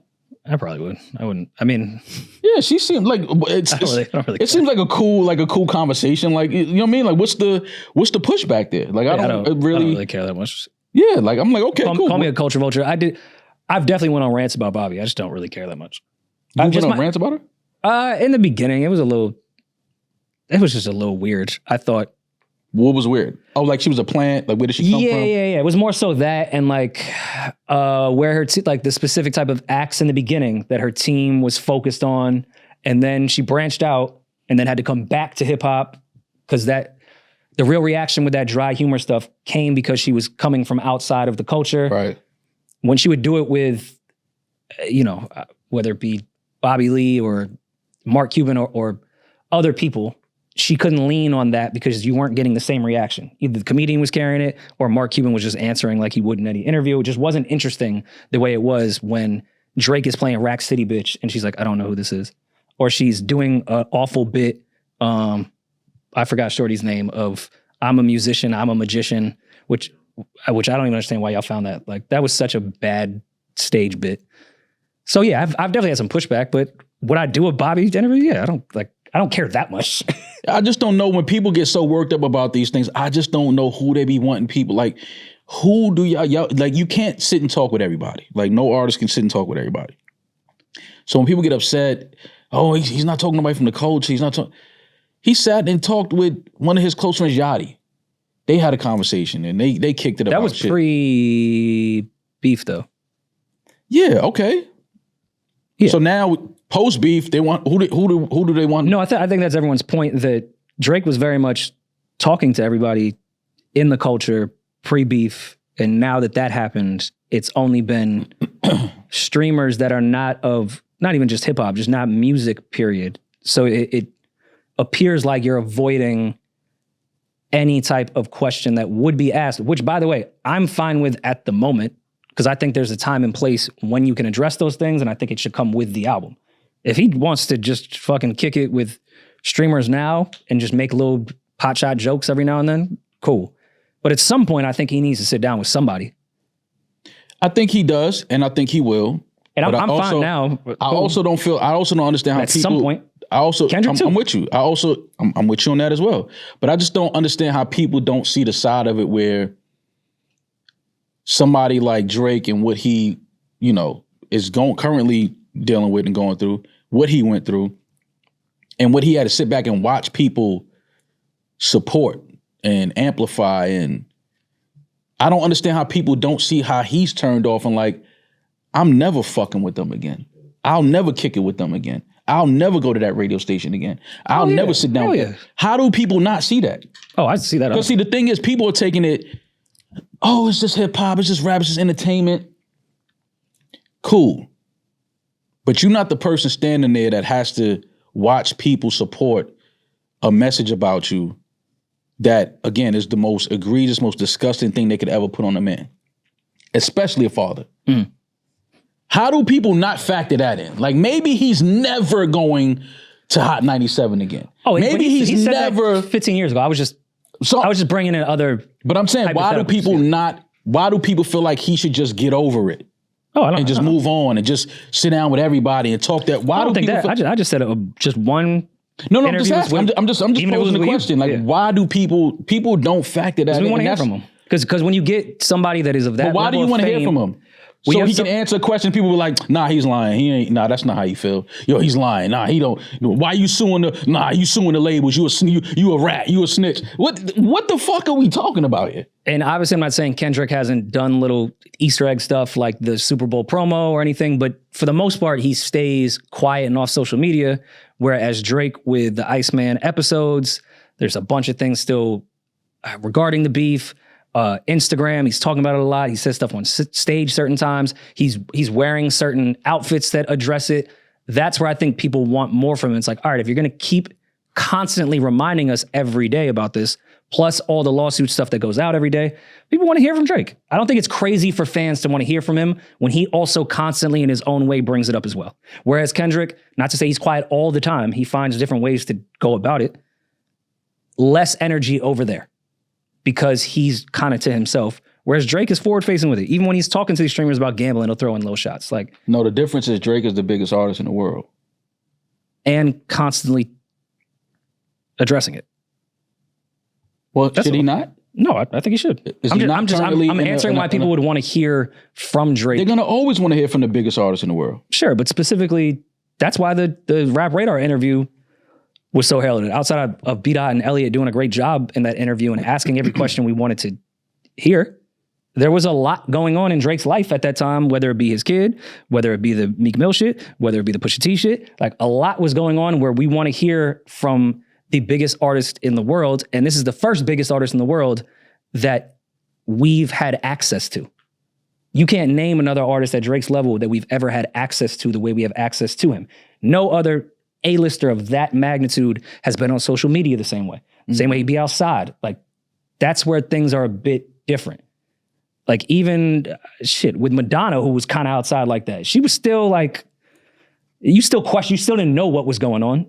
Like, you didn't know she was dating Haitian Jack. If she had Instagram, maybe you would be like, yo, I have questions. Yeah. Why are you walking out with Haitian Jack? Why are you on live with Haitian Jack right now? Mm-hmm. Things would be different.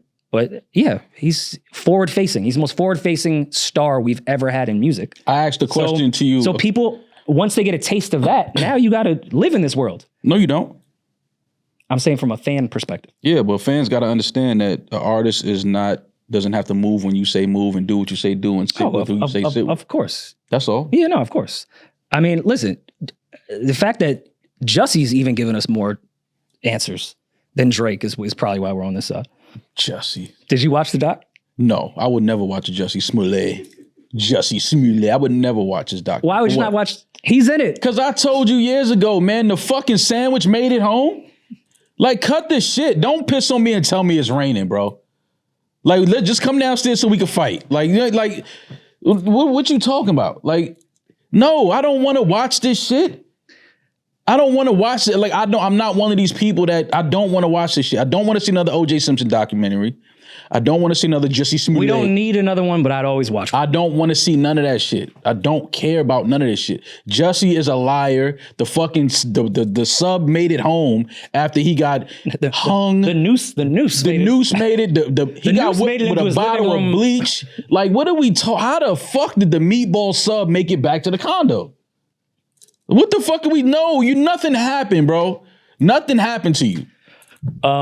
All right, so I watched it. Of course you did. You the type of person, you gonna see a rabbit hole and you gonna go get your rabbit ears and jump in it. 100%. Yeah, you that guy. If Elmer Fudd is with a gun right there, I'm jumping right in that motherfucker with the ears on. Yeah, I'm not watching this, but tell me about it. So, what did Jussie say? Right, so He's standing on it? He 10 toes Jussie? The first half of it is everything you've seen before. There's been a million Jussie docs. You guys can skip the whole first half of the documentary. It's nothing new whatsoever, except you're speaking to the actual cops that even did a few interviews before. Now, what I took away from this doc, it was kind of me looking in the mirror. As a conspiracy theorist, we are so easily turned over by absolute nonsense when we want everything to be a conspiracy. So the second half of this doc has like 3 journalists that aren't even like, we don't even know the fuck they are. They're just some random people. Yeah. That like went and got some footage and started questioning it. And I saw the timeline turn on Friday of like, damn, maybe Jussie was telling the truth. So when I go, that's what these documentaries are. That's what they intend to do with these documentaries.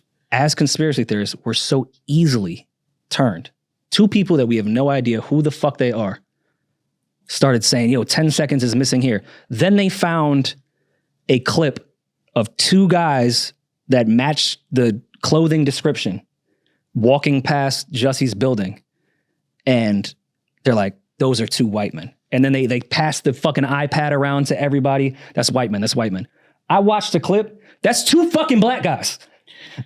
Bro. Like everyone was like, nah, this shit is different now. I said, yo, we are so easily swayed when we want something to be a conspiracy. Yeah. 100%. They found footage of the 2 brothers. Just say like you don't know what black people look like. It's stupid, bro. That's why I can't watch that. They don't look like white men. That's why I can't watch that. Everyone's like, that's a white man. No, it's not. No. That's 2 black guys. Listen, man, we know. And the brothers like, yeah, no, that's right there. Yo, they followed all the cameras, the Uber share to the cab, everything the brothers, all the way with Ring cameras back to their exact fucking address. This is a non-story. He fucking lied. Like trying to make this now into, and granted, I think the Chicago police have lied for a century. They're just not lying here. Yeah. Like this is ridiculous of how they tried to shift this to here's some new information. Those is a money grab. And you found 3 halfway YouTube journalists, no disrespect, to try to make a new story off some footage that is bullshit. Yeah. What's funny is their big get was Jussie was like, well, there was two witnesses that no one ever brought up that was in court. There was this black kid that says he saw 2 white men. Later in the doc, they passed the iPad to him with the footage that everyone keeps saying these are white men. He's the only one that went, oh, no, it's 2 black guys. And there you have it. This is why your star witness went, nah, it's 2 black guys. Yeah. And this is why I can't watch that shit. Like, come on. And then there was another witness in the building said she saw a white man outside the building. But that all was weird to me too, because he got allegedly jumped like blocks away. It wasn't even in front of his building like that. Yeah. No, he made it up. Like, of course this is just not like man. This is not a thing. Why are people so... But it made me as somebody, like I had to look at my own kind. Like, yo, what are we, like we get, jet fuel can, like it can bend beams. It can't melt them, but it can bend them. Yeah. And even though I think that one is true, not everything is a conspiracy, dog. Like no one was conspiring against. That's why I'm not watching it. Because after you go back to the hour and a half evidence before that, let's just get to the facts. 2 white guys on the coldest day in Chicago history were walking around a wealthy neighborhood with a noose and bleach that also are fans of Empire. Yeah. And happened to run across Jussie Smollett at Subway at 2 What are the odds? What are the odds? You got a better chance of bumping into Michael Jordan on a cold night in Chicago than Jussie Smollett. Are you fucking kidding me? No, man, that shit, I can't watch shit like that. You know what I watched? I watched the Cowboys documentary. Oh, that's on my queue. That's what I watched. The trailer was great. I watched that. Good documentary. Some cokeheads that admit it. I mean, there's been some, cowboy documentaries. This is not the first one, obviously, but this was a good one. It's good to see, them have Dion in a documentary, being where Coach Prime is at in his life now. But it was a really good documentary. You should definitely check it out. Definitely. I didn't realize that it's been 30 years since the Cowboys, since they won the Super Bowl, but Yeah, man. It was good seeing those old highlights and those games and, like reliving those moments. Like, oh shit, and hearing the backstories from obviously Emmitt Smith and Deion Sanders and Michael Irvin. And even Jerry Jones. Like I kind of heard stories about Jerry Jones over the years, but seeing him in the documentary. What stories you heard? Well, him just being That's a conspiracy. Well, no, that he addressed that as well, but Nah, he was there. He was just checking it out. he didn't know what was going on, Rory. He was just at school that day. But He saw a group of people. He's like, yo, what they doing? Yo, over who all there? Yeah, who all there? They just caught him in the background. That's all that was. But no, him, the way he purchased the team, and him just really wanting to be hands on with everything, and then kind of him and Coach Johnson kind of like having their spat, but them also being such close friends and winning a national title at Arkansas in college together. It was just good to see that dynamic of Jerry Jones, who just was a guy who, believed in this team that he bought and wanted them to be great and was willing to do any and everything, whether it meant doing the laundry for the team, whether it meant, whatever it was, he just wanted to be a part of the organization. Now, he didn't just want to own the team and just, be in his office looking down on everybody. Like he wanted to really be in the mix and, be in the players' faces and let the players know that he was there for them. The whole thing I forgot about when they was trying to call Troy Aikman a racist. I forgot about that whole thing in the 90s. And then Troy being there front row and Michael Irvin had to go to court for his shit. Like, it was just cool to see those gentlemen where they're at in their lives now, kind of relive that and talk about those moments in those days. But it was a good documentary. You definitely should watch it. I'm not a Cowboys fan, but you cannot grow up in the 90s watching football and not, just have respect for what they did. Is it safe to say, though, that they're not America's team? Granted, late 80s and the 90s, they had legendary run. But does that make you America's team? I mean, if you want to get to the technicality, the technicality is there's a dynasty called the Patriots. Well, yes. I think that checks every box of America's team. Yes. But I liked what Coach Cowler from the Steelers, he was like, if anything, Pittsburgh is the fucking America's team. Like, I'm not mad at that either. Blue collar, Steel Mill country, like Steel Mill State. Like, so when he said that, I was like, got a point there. Like, if you're going to name a team America's team. Actually, they campaign in Pennsylvania. You get what I'm saying? That's so America. I understand that, but, just the Cowboys being one of the most recognizable franchises, recognizable logos in the world, being worth, I think probably 8, 9, 10 billion now. It's outside of the Yankees, it's probably number 2. But I don't know because the Lakers just sold for what, 10? So what do you think the Cowboys would sell for? Yeah. Oh wait, Demaris is calling us. Let's check in on trying to celebrate 400. Yeah, let's see what she's doing, man. She on vacation, probably. You know that time on vacation. Hey, conspiracy theorists, check it out. Baby D been calling out. Missing work, all kind of shit. We getting close. The predictions might be coming true. Yo, listen, I'm gonna just let y'all know. Might retire. Yeah. She realized she don't gotta work no more. Man, listen, man, we gotta call in and check. She found herself a rich man. Let's check in on Baby D right now. See what the hell going on, man. Don't try to celebrate. I'm sure she's between that like dinner and later night activities. Whatever she's between, she better answer this goddamn phone. I know that. No, she's calling. Special guest in the Zoom room. Live from who the fuck knows, Baby D, and the D is for maybe DR? D. Is that DR? Undisclosed location? I'm in Curacao. Curacao. I know what they do out there. A lot of topless beaches out there. A lot of new beaches. You just made that up. In Curacao? There's a lot of new beaches in Curacao. Is that like a thing out there? Yeah. Where is Curacao? Like in the world? It's over by Aruba and Bonaire. It's part of the ABC Islands. Oh, okay. So the LGBT, they got their whole shit now. Yo, listen, they got islands. That's crazy. They got islands. They got all kinds of. They got clothing brands. Everything. You put it right up there, and I left it alone. I left it alone. Yeah, Baby D, how you feeling? I'm okay. I'm in a little bit of pain, but I'm okay. We just wanted to check in on you, you know what I'm saying? See how you was feeling, see how you was doing. Make sure you're getting, your tan on. You got the right oils, because as melanated people, we got to have the right oils when we sit in that sun now.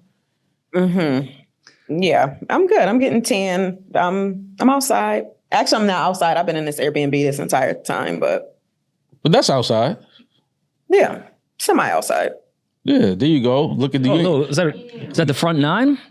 The not little gonna- live golf in the background? Yeah, you're not gonna go play no. You're not gonna go play no live golf. You gotta play live golf. You're not living out regular there? golf. You gotta play live golf. Yeah. So what's your vacation swag like? What do you usually do besides fall in the pool? What? That's why I tell you shit. You talk too much. Oh no, we're gonna show the video too. Oh, yeah, we gotta post that clip. Actually, that's gonna be the thumbnail. Is that gonna make one of your vlogs? I was thinking about it. It's embarrassing though. Baby D, when the last time your leg went like that far behind you and like, because that looked like it hurt. That looked like you could be out for about 3 weeks. Jason Tatum might have felt just like that one time and was out 2 Broke weeks. your whole jaw on that. We could actually tease it here and then you could put it on your vlog. So like everyone will rush to see you bust your ass on your vlog. You want to see my bruise? Look at my bruise. God damn. Oh yeah, no, that's bad.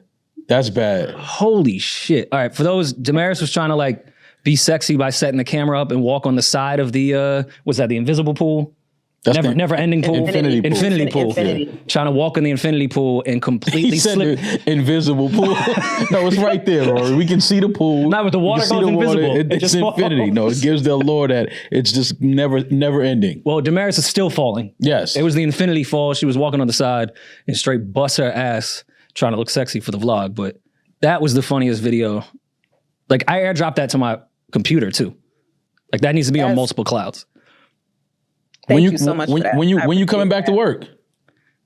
To work? Yeah. Y'all niggas ain't get my 2 weeks in the mail. Nah, but I mean, let me know. Like, you know what I'm In the saying? mail. Let me know. Look out for it. Where you mailed it from? Yeah, where'd you mail it from and where'd you mail it to?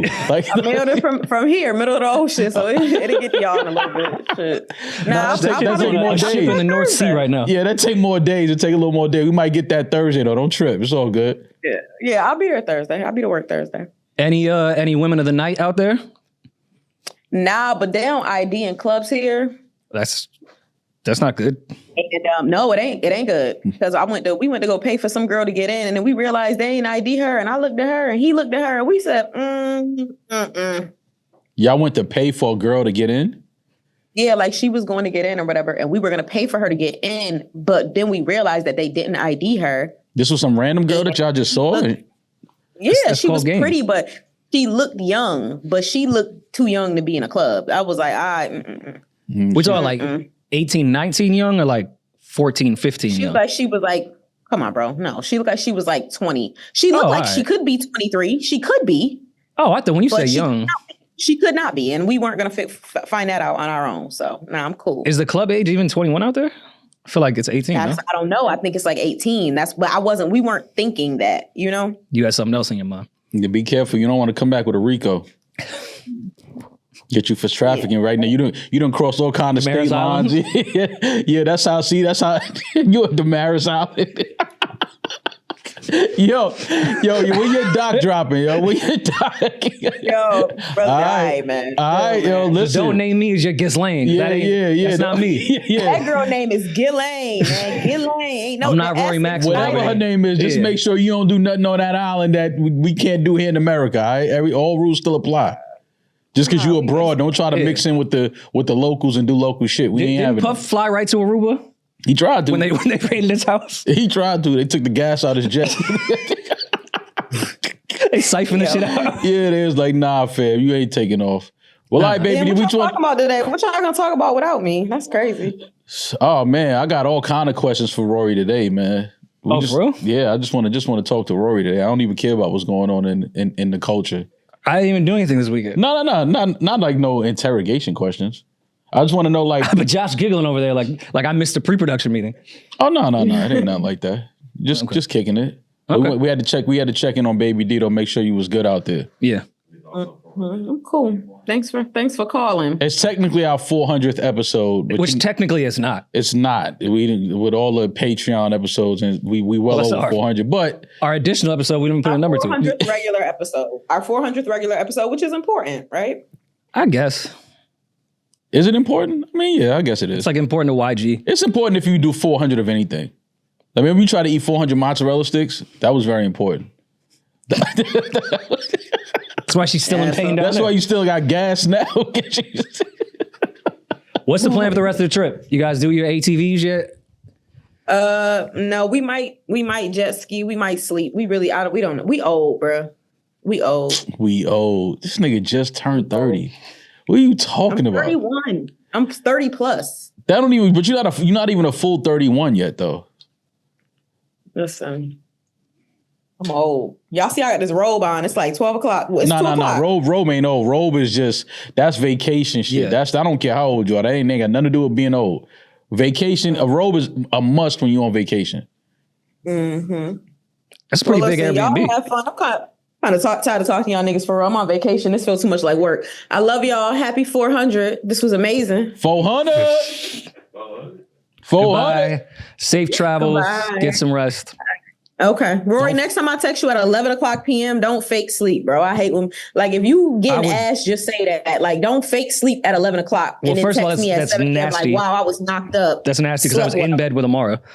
So you're gross. But yes, I was asleep at that time.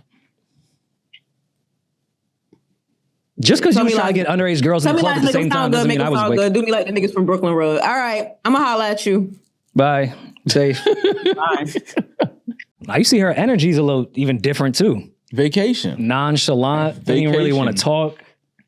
No, I'm with you on your theory. I know that. I think she's about to retire. No, it's over. Hey, look. Hey, who be breaking it down? Y'all might be right. Y'all might have called that one right. She might be out of here, man. Well, you just found out last week that she had a man. Yeah. So, I mean, you know how it goes. From my understanding, he's pretty financially stable. Like, yeah. Oh, God. I would love for a girl to retire me. Oh, man. I would love to just zoom in with y'all from Curacao. Zooming from Curacao. And like, yo, let me check with my lady. I'll be the house husband. Yeah. Let me check with her to see if it's okay. If it's all right, let me see what's on her schedule. Yeah. See what she got planned for I may us. need to make her dinner. Oh, yeah, absolutely. And make her shoes. That's crazy, though. That was like a whole different Demaris aura, I feel like. Vacation, excuse me. Nah, that was the vacation where I think I could be on permanent vacation. Yeah. I could do this. I like this life. I could do this. Soft life. I could do this. With that said, do we have voicemails, Josh? You've got mail. These are brought to you by Boost. Let's see what everyone has to say this week. Because y'all been only on Boost. Yo, so I got this girl that I work with, right? And don't do it. It was these two girls that I work with and me. We were just talking about just, people locally that we know, whatever. Long story short, this one girl, her name's Cass. She shows me this video of this one girl. It's a sex video. It's this girl getting fucked. You know what I mean? On her phone. And they were talking about how, this girl, she's trash, she's no good, whatever. And I said, Cass, why do you have that in your phone? Like, why are you holding on to it? Like, what do you have to do with this? And she just says, oh, I just have this for blackmail just in case this girl wants to talk shit. Or just in case me and this girl ever have a problem. And dog, I thought that was the weirdest shit ever. Because I've never heard of anybody doing any shit like that in my life. Like, that is wild. Just in case you have sex blackmail on your phone of this girl, just in case she ever fucks with you. Let me know, especially Baby D. Let me know. Is this a normal thing that girls be doing out here? Well, Baby D is making her own sex blackmail videos in Curacao right now. Yes, she's making a 3-part documentary in Curacao. Yeah. With the same producers of the Jussie. Same ones. I think anything with people having sex is way over the line. Like, I think the revenge porn thing is corny. I think all that, those are private, it's intimate moments. It's a crime now, right? Yeah, it definitely is a crime. I've always found that like very, that stuff needs to say sacred. Those are intimate moments. There is something when I was a less becoming person that I have held in my phone as blackmail at the time. I don't care anymore. Okay. There was somebody that, beef is a two-way street, pause. Mm-hmm. I didn't feel like I was beefing with this person. Mm-hmm. And for all you Reddit and YouTube people, it's not anything what you think in the podcast world, I promise. You don't need to do the science. There was somebody that was a complete weirdo on the internet. I have a video of him fighting. Somebody that pretends to be a tough guy. Mm-hmm. Like, that's his whole image is I'm tough. Yeah. Like, I'm that guy. I'll beat anybody up, this and that. I have a video of him fighting. Mm-hmm. And it does not appear that he knows how to fight at all. Okay. And I have had that in my phone for about a decade. It's just been sitting there. Just in In the case. cloud, just in the somebody cloud? that's just been talking about me for a long time. Like, but it's there. Yeah. Like, it exists. Yeah. And I wouldn't do anything with it now. I'm not that person. I honestly do not care if I came across that person. We're not going to ever be friends or speak, but it's not on site. I don't give a fuck. Yeah. Fucking 35 years old with a daughter. But there was times when I was like, one day cross the edge. Just say one thing on Twitter. And you letting it fly. Yeah, but that's Like, not. don't do this tough guy shit when I have a full minute video of you clearly, dog. It looked like, and I don't want to shit on Meek, but remember when everyone killed Meek when he was just hitting the bag? It was worse than that. Yeah. I was like, I thought you was the biggest thug in New York. Yeah. Yeah, nah. I don't know if I have any videos like that. And losing a fight to somebody that's not a tough guy. Right. Somebody that's just a cool, who's actually smoking shit currently right now. And Peeje know what I'm talking about. And you losing a fight to somebody that is just a cool guy that don't be minding his business. Yeah. Don't act like a tough guy. Just be chilling. Yeah. Soft spoken, respectful. Those are the ones though. The mild No, he man couldn't fight either. But how you? Oh, all right. I thought you meant saying like he was kicking ass or something like He that. was, but he couldn't fight either. Oh, okay, got you. It looked like fucking two fighting. Okay, got Sorry, you. my bad. Okay. That's not okay to say no more? No, we can't let that fly? All right, my bad. No, it was just a hilarious video. And I kept that in my phone. I may have even put Michael Jackson Beat It music behind. Oh, you had fun fight. with it. Oh, you started editing the video. Okay, got you. All right. Yeah. So, all right, I get the blackmail thing. I think anything sexually related. That's crazy. That's fucked up because that's an intimate thing. You trying to blackmail someone with intimate moments, how that got on your phone, like, that's weird and get rid of it. But no, I feel like somebody that fought in public and somebody just happened to send me that video. I think I could hold that. Yeah, but like you said, now, Oh, no, I would never. yeah, like I now don't- it's just like, I'm talking about something. yeah, honestly, no, I almost get like- it. I get what you're saying. Yeah, no, that's putting out or holding somebody's sex tape. And I've ran into future. that person and realized, oh, you're not who you say you are, more than once. So Yeah. at this point, But that's different from a sex tape though. That's, way different. yeah, that's totally different. I'm not comparing the two. I was just trying to bring up my experience of a blackmail video that I happen to have. Yeah, I don't have no blackmail. And I'm thank God, because I don't want people to send me like sexual blackmail videos, but that's like an interesting strategy. Is that what women are doing in the streets? Like, yo, if you got beef with this, Well, that's what he's asking. I don't know. I don't know if women do. I know women can be very catty and very, sure. they can play those games, but I mean, with the T app now, right? Is that like I don't know. That could be something for the T app. Yeah, if you're doing it, I mean, if you want to send your dick and all that to somebody, cool. But sending somebody else to blackmail them is like a whole nother. That's a whole nother level of weird. Like how? But they got to be in their early 20s or something, or they're older on Facebook. Because I've noticed that about old people that are on Facebook. They're very petty and blackmaily. No, that's just women. Sometimes it could be very petty. But also, then just showing that to somebody at work. That's wild. There was somebody that we both know in the music industry that used to do that. That would be very odd. Not send. He would show himself to women at like industry dinners, like fucking. I always found that like really strange. He doesn't have a documentary out on him yet. I could happen. that sounds. That wasn't like my man. like. I don't want to make it seem like I was like co-signing anything. Everyone knew that was like his go-to. Like maybe it worked That once. being your go-to is fucking wild. You know who it is. He gonna show you his sex tape. What? Yeah, the amount of women that have told me, I'm like, yeah, no, everyone says he does that. Like, but not like not sends it to them, which both are wrong. But like would just be out, be like, yo, and he'd be doing it on like some bestie, like friend type thing. Like, yo, I was dogging this chick out last night, and show it to a girl he works with, like at a label. And be like, what? Do not show me that. Like, I have a theory about guys who do that. why? What's your theory? I think they're gay. Okay. Yeah. You want to prove to Women that your you sleep- coworker that No, you want to prove to women that you sleep with women. proving to somebody you get bitches is like proving to women that you get bitches is funny. I'm just saying. It's just a theory. It's not no conspiracy theory. It's just a theory that men that do shit like that, I've always looked at them like, why are you looking for that validation? Like, what? You feel like they're behind your back. They might feel like you like men. So you got to prove that. Nah, I'll be fucking women. I sleep with women. Okay, now that you say that, I had theories about that guy. Yeah.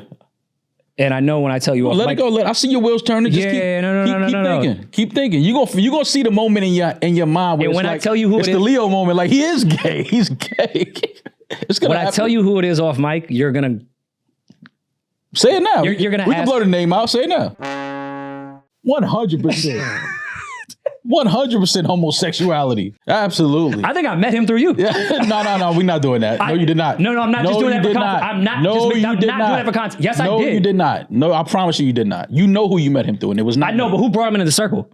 He did. Not me. Oh, I thought you did. No, fuck no. I have no issues with him outside of doing that to like I think that was weird. I think that was weird as fuck that he would but do I'm that. saying you definitely didn't meet him like through we're not me. friends where I'd be like, hey bro, don't do that. We're not friends like that. But he I just get it. Nah, you didn't meet him through me. No. Oh, I thought you had brought him around. No, definitely not. Absolutely not. Nope. But once you started saying that, I'm like, yeah, I actually always thought he was gay. 100%. I'm telling you, it's there. It's little remnants there.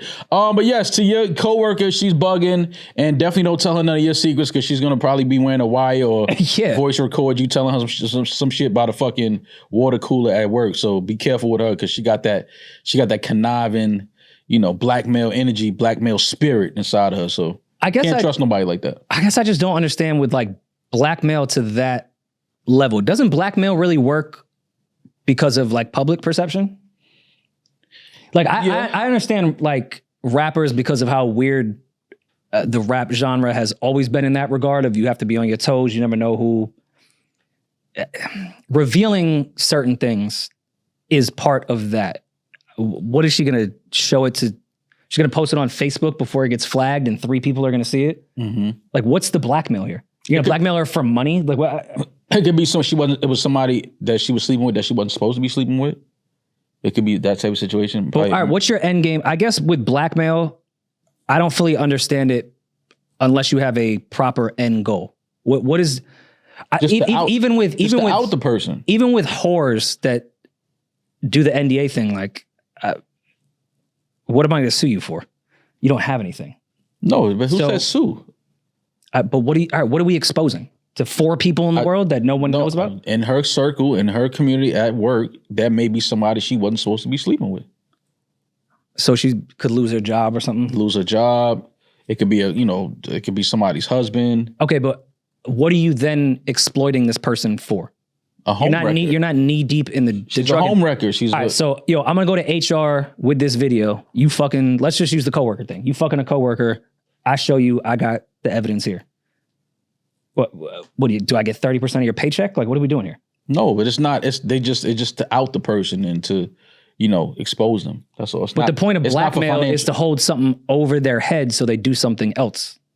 Oh, well, no, that's the point of blackmail. No, well, yes, but I think that in this do this case, or I'll expose this.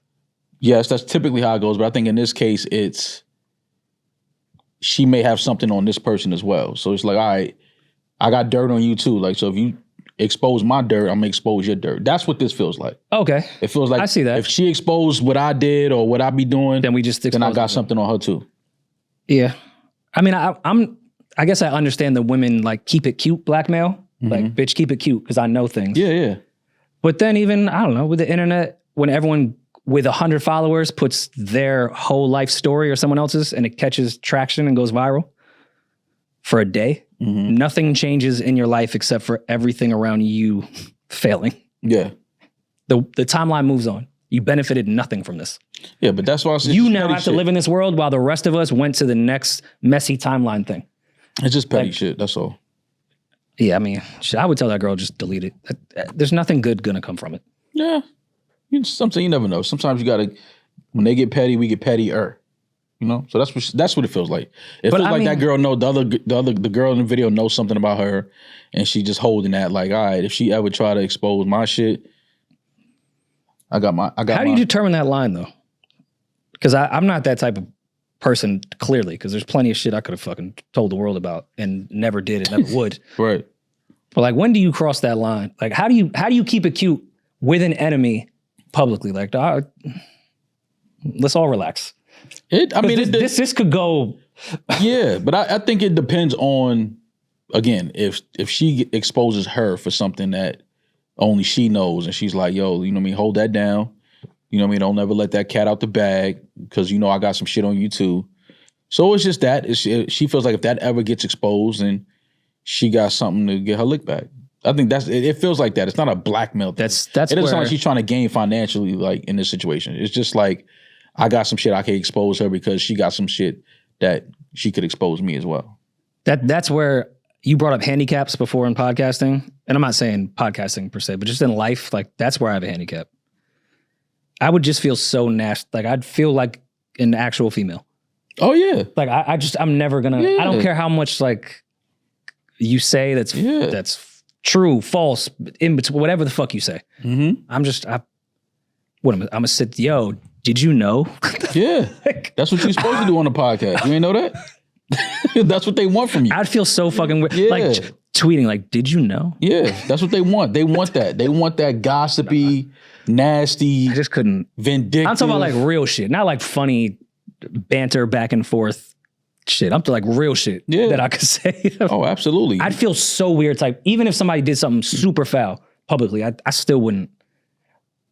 I'm at a handicap, bro. That's all I'm gonna keep saying. I'm a handicap in this industry, bro. Because it's some shit that I would never, ever fucking say or repeat. But I know if I was that type of person. And then for what?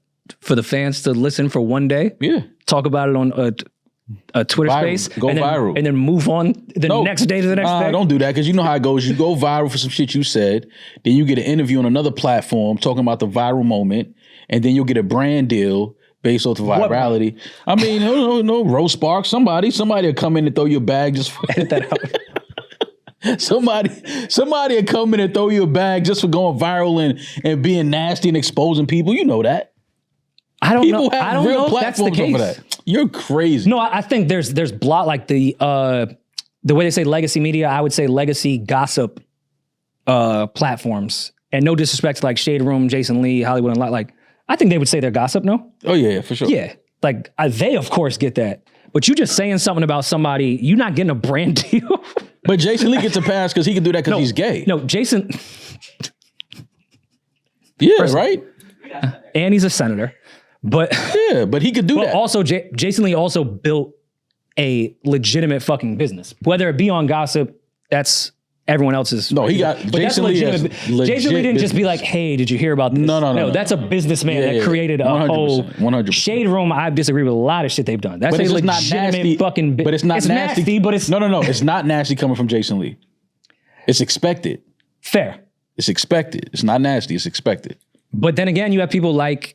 Even if you don't like the gossip world, nasty expectations. That's what it is. All right, but TMZ and Hollywood Unlocked, when they say something, I believe them.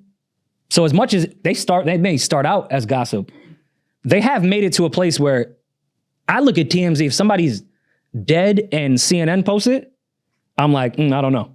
Mm-hmm. If TMZ posts it, they're fucking dead. Yeah, gossip page. But that's not gossip though. Somebody being dead is. If gossip. Jason Lee says something about Rihanna, I know that shit is 1,000% true. It depends on what it is. Jason, of course, has had his gossip moments, but when he says something, he's usually right. He's one thing I will say, he's not much of a liar. I'm not gonna put liar on him because a lot of shit he talk about. There's a lot of lying gossip pages. I don't know if Jason is the one that be lying. Yeah, because I've seen him talk about shit. And I'm like, how you know he ain't lying? Because I know that. I'll be like, yo, he ain't lying because I've been knew that years ago. Like I knew that person was doing. So you know what I mean. But I sit back. To say it? Yeah, but let Jason Lee get his shit off, but not me. I can't do that. No. Do we have another voicemail? What's up, Rory, Maul, Demaris? I have a question for y'all. Would y'all rather have your own radio station on Grand Theft Auto, be playable characters in the next Def Jam game, or make an audio cameo in a Spider-Man movie? If these things could happen, what would y'all pick, and what would the reason be? That's a really cool question. I couldn't hear the last part. What did he say? Audio cameo in a Spider-Man movie. An audio cameo? Yeah, as far as like, yeah, we were speaking. I don't know if Spider-Man was sweeping through a cab, like Spider-Man listening to our podcast. Yeah, or like, like sometimes he'll crash into a cab window and just be like, And the like podcast is playing? Yeah, maybe something like that. Or versus what? Grand Theft Auto radio station, or being an actual character in a like Def Jam Vendetta fighting video game. I'm taking the Spider-Man one out right away. I'm only dealing with option A and B at this point. The Spider-Man one will be the obvious go-to. You think so? Absolutely. I don't think there's like staying value in that because of those action movies, how quick everything goes. I don't know if that audio cameo You would got the resonate. Spider-Man series fucked up. No, I'm aware of the audience. But like, would it have value? Like, are people going to be like, all right, let's go listen to that? Here's my thing. GTA radio is interesting. So the GTA radio one would be my immediate yes, no matter what thing in the earlier GTA days, because shit, music broke off that. Like, you would sit there. I could recite some of those commercials word for word when you would just be out there trying to Simple get 5 question, stars. simple but question. now when people stream, people do other things with GTA. They're also talking to other people. Is the GTA radio have the same effect that it used to? Because now everyone's doing other things while they're playing GTA. Fuck all that. Which one can we monetize? I mean, all three, the least one I would say would be the Spider-Man one. That would be a DJ Khaled $1 fee. So I would go with GTA radio. That's, So many people play that game and actually like, on that game. Like, I mean, it's, who would even know what a Def Jam like Vendetta game would do? It'd be cool to be a video game nah, that's ego person, shit. but I don't no, care I about was that. just about to say it's ego. You're not going to get any money. Who knows if it'll work? To me, the obvious answer is GTA, but Yeah, does because that, does that still sit with people the way it, because I played the last GTA, but I mean, they be on they Call of Duty shit with a bunch of people playing. They talking to each other. Like, is the radio station still the thing? The way it was when I was a kid. Well, for the simple fact that I just think that more people buy GTA and play GTA than are gonna go watch a Spider-Man movie. They're probably, well, no, probably not neck and neck. But No, GTA is a whole different fucking GTA video game. Dude, I versus a remember movie. GTA 2. This was back when my cousin was throwing ferrets, Bonnie and Clyde, on top of me. He had I remember GTA 2. Yeah. It was like an aerial view. GTA 3 is when like everything changed. Yeah. It's like a real video game. I remember that aerial view one. Mm-hmm. It's so crazy that to watch those types of things. Yeah, I would say GTA radio station on GTA. Yeah. The Hey, GTA, I mean, I know it's pretty much done, but like we have a whole Dropbox of Ram Radio with funny ads if you if you need a radio station, definitely. they can update video games in real time now. Absolutely. Just throw us in the mix. Now the Spider-Man one is just cool as fuck. That's just like GTA is way cooler to me than Spider-Man. hell no. And which Spider-Man? Who's Spider-Man? That's like, yeah, which Spider-Man we talking Is Zendaya in it? Oh, it's in the cartoon one? Nah, The cartoon one? I'm cool. Man, put me in GTA, dog. I'm in a radio station. If you don't bring Toby back, I ain't want to. Nah, it gotta be Zendaya and she's like rushing to get dressed and like the pod is playing like in her crib or something like that. And Spider-Man is outside the window like, hurry up, we late. Like he gives her a ride to the banquet. He swings through the city, like, you know what I'm And saying? they don't listen to Frank Sinatra. They listen to you and I's dumbass. yeah. Okay, no, at that point, if they're driving to the Met Gala, Yeah. okay. Yeah, that would get us like some real Ryan Seacrest type press. Yeah. At that point, like, what were they listening to? Oh, it shows how edgy and in the culture they are. Yeah, all right, I wouldn't be mad at that. And it's like us talking about like Spider-Man being seen in Manhattan last night. But if Spider-Man crashes into like a woman Uber driver and she just happens to be listening to, hey, do we have voicemails? Yeah. I'm cool. Like, I don't think it's gonna resonate with the fans the way GTA. Yeah, nah, give me GTA radio before that. Absolutely. But I mean, that goes back to when I asked y'all, was that Patreon today or last episode of who you want to fight? I still want to be like in a video game. I think that'd be cool. Yeah, nah, it's cool. All the three of these scenarios are cool, but Oh yeah. yeah. Being in a video game is, I think that's taking you directly back to your childhood. Like whoever, you never thought that you would be in an actual video game. But what if one of like the new GTA missions, because it's in Vice City's a new one, right? It's Miami. I mean, the world has changed. Criminals are going on podcasts. Mm-hmm. Like, what if we were like a mission? They have podcasts. Like, what if we were a mission where like Vladimir, whatever the fuck they make the guy name, he has to go on a podcast for one of the missions and like talk about his crimes. to get money.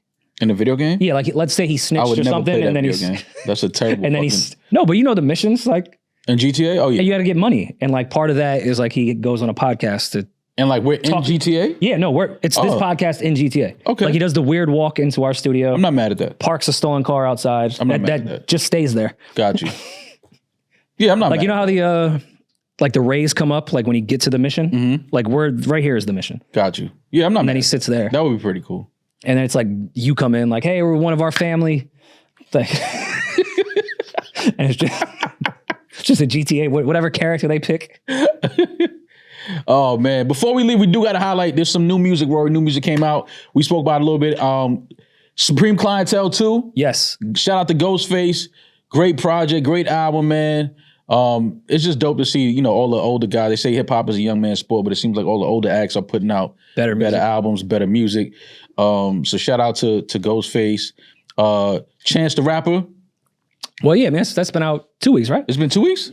Oh no, Offset. Offset, yes. We had heard Offset that album.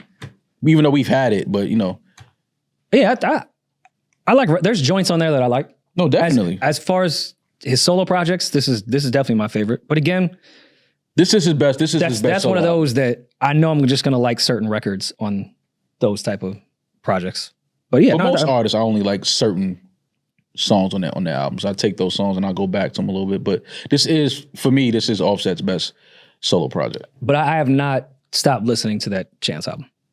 It's a good project. Good I'm album. gonna give it 4 weeks. I'm gonna start having some crazy hot takes Yeah. about that Chance album. I've been playing the it's one of those to me. I've been playing the Bryson Tiller the Vices. Jonas, it sounds good, man. I like the way he construct. I'm looking forward to the Solace though. That's the one I think that's gonna be for me. The weather's changing. That's the one for me. Yeah, I'm more concerned. I like Vices. The Vices, no, it's dope. But I'm looking forward to the Solace project. I want to wait for Demaris to get back to dive into Mariah the Scientist because I know that's one of her favorite artists. We do have to have a Mariah the Scientist pen conversation one day. Okay. What's that? Top 10 right now. Yeah. Pen. I can see certain music not being for you or whatever. Pen. I don't know, man. Mariah might be top 10. Oh. I think no matter what happens with Mariah's career, if Rihanna gets inspired, Mariah should be writing. Mm-hmm. She has that type of pen, in my opinion. I never really listened to much of her music outside of like the songs that I go to because, people on Instagram post the song and their reels and stuff like that. I'm like, damn, that sounds dope, and I'll go to the song. But I never really like got into her like music like that. Like really just went and listened to all of her shit. No, she be talking. But the songs I've heard are dope though. I guess we'll just get the rest of this list off before we get out of here. Ice Spice teases a new song with MIA sample. Didn't hear it. Listen, coming off the Denzel. Sure. I'm not letting you do that. Do what, man? Because you sound like you're trying to shit on the Bronx legend. I'm not. All right. No, I capitalized. Like, okay. After Denzel was your supporting actor, like her supporting actor. You gave Denzel a look. Now you trying to give MIA a look. Like, I totally get it. Mm-hmm. Rampage Jackson's son, you're a dirtbag. He's going to jail. And he should go to jail. He's going to prison. They're definitely going to jail. If he doesn't go to jail, not that I don't question our judicial system because of Jussie Smollett, but what the fuck? Yeah, that was crazy. That's the most sucker shit. Come on. Yeah. We're in a fake wrestling match and you start doing, that's the most sucker shit I've ever seen. Yeah, that was crazy. That's absolutely insane. I think he's definitely going to prison for that. Jadakiss and Beanie announced joint album. Is that fully confirmed or is that a back and forth thing? They were on IG on the video. They said it. I saw it. I just didn't know. This is one of those times that I think AI is a good thing. I would love for Beans to lay all of his vocals and have AI improve his voice based off the unfortunate situation he was put in that affected his voice. Mm-hmm. I think AI is good in this because of course I want to hear Kiss and Beans history, one of the greatest battles of all time. Absolutely. Of course I want to hear Kiss and Beans together. I just hope they use AI. And they will. I think Beans has Beans right and lay everything down, but I think he said that already. Like, yeah, he would definitely use that technology. Just put his voice back to what it was. Yeah. But I'm excited though. A lot of bars. Yeah, they not rapping like Kissing Beans. A lot of these dudes out here ain't rapping like that. I'm looking forward to that. Hopefully they make it happen. But I would love to hear that. When was the last time you went back to that Kiss and Fab project? Sometime last year I listened to a couple of joints. That album was dope though. Go back to it today. It slept on. Go back to it today. Yeah. That's one of the most slept on projects in recent years. That album is fucking. Yeah, absolutely.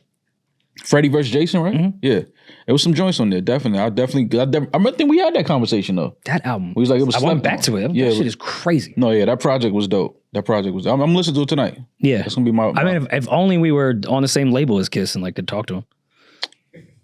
That's a conversation for another day, Rory. We'll talk to y'all soon. Can you ask Volume to see if we can get a Drake interview? Yeah. See if they can reach out to his team. Be safe. Be blessed. We'll talk to y'all soon. I'm that nigga. He's just Ginger. Peace.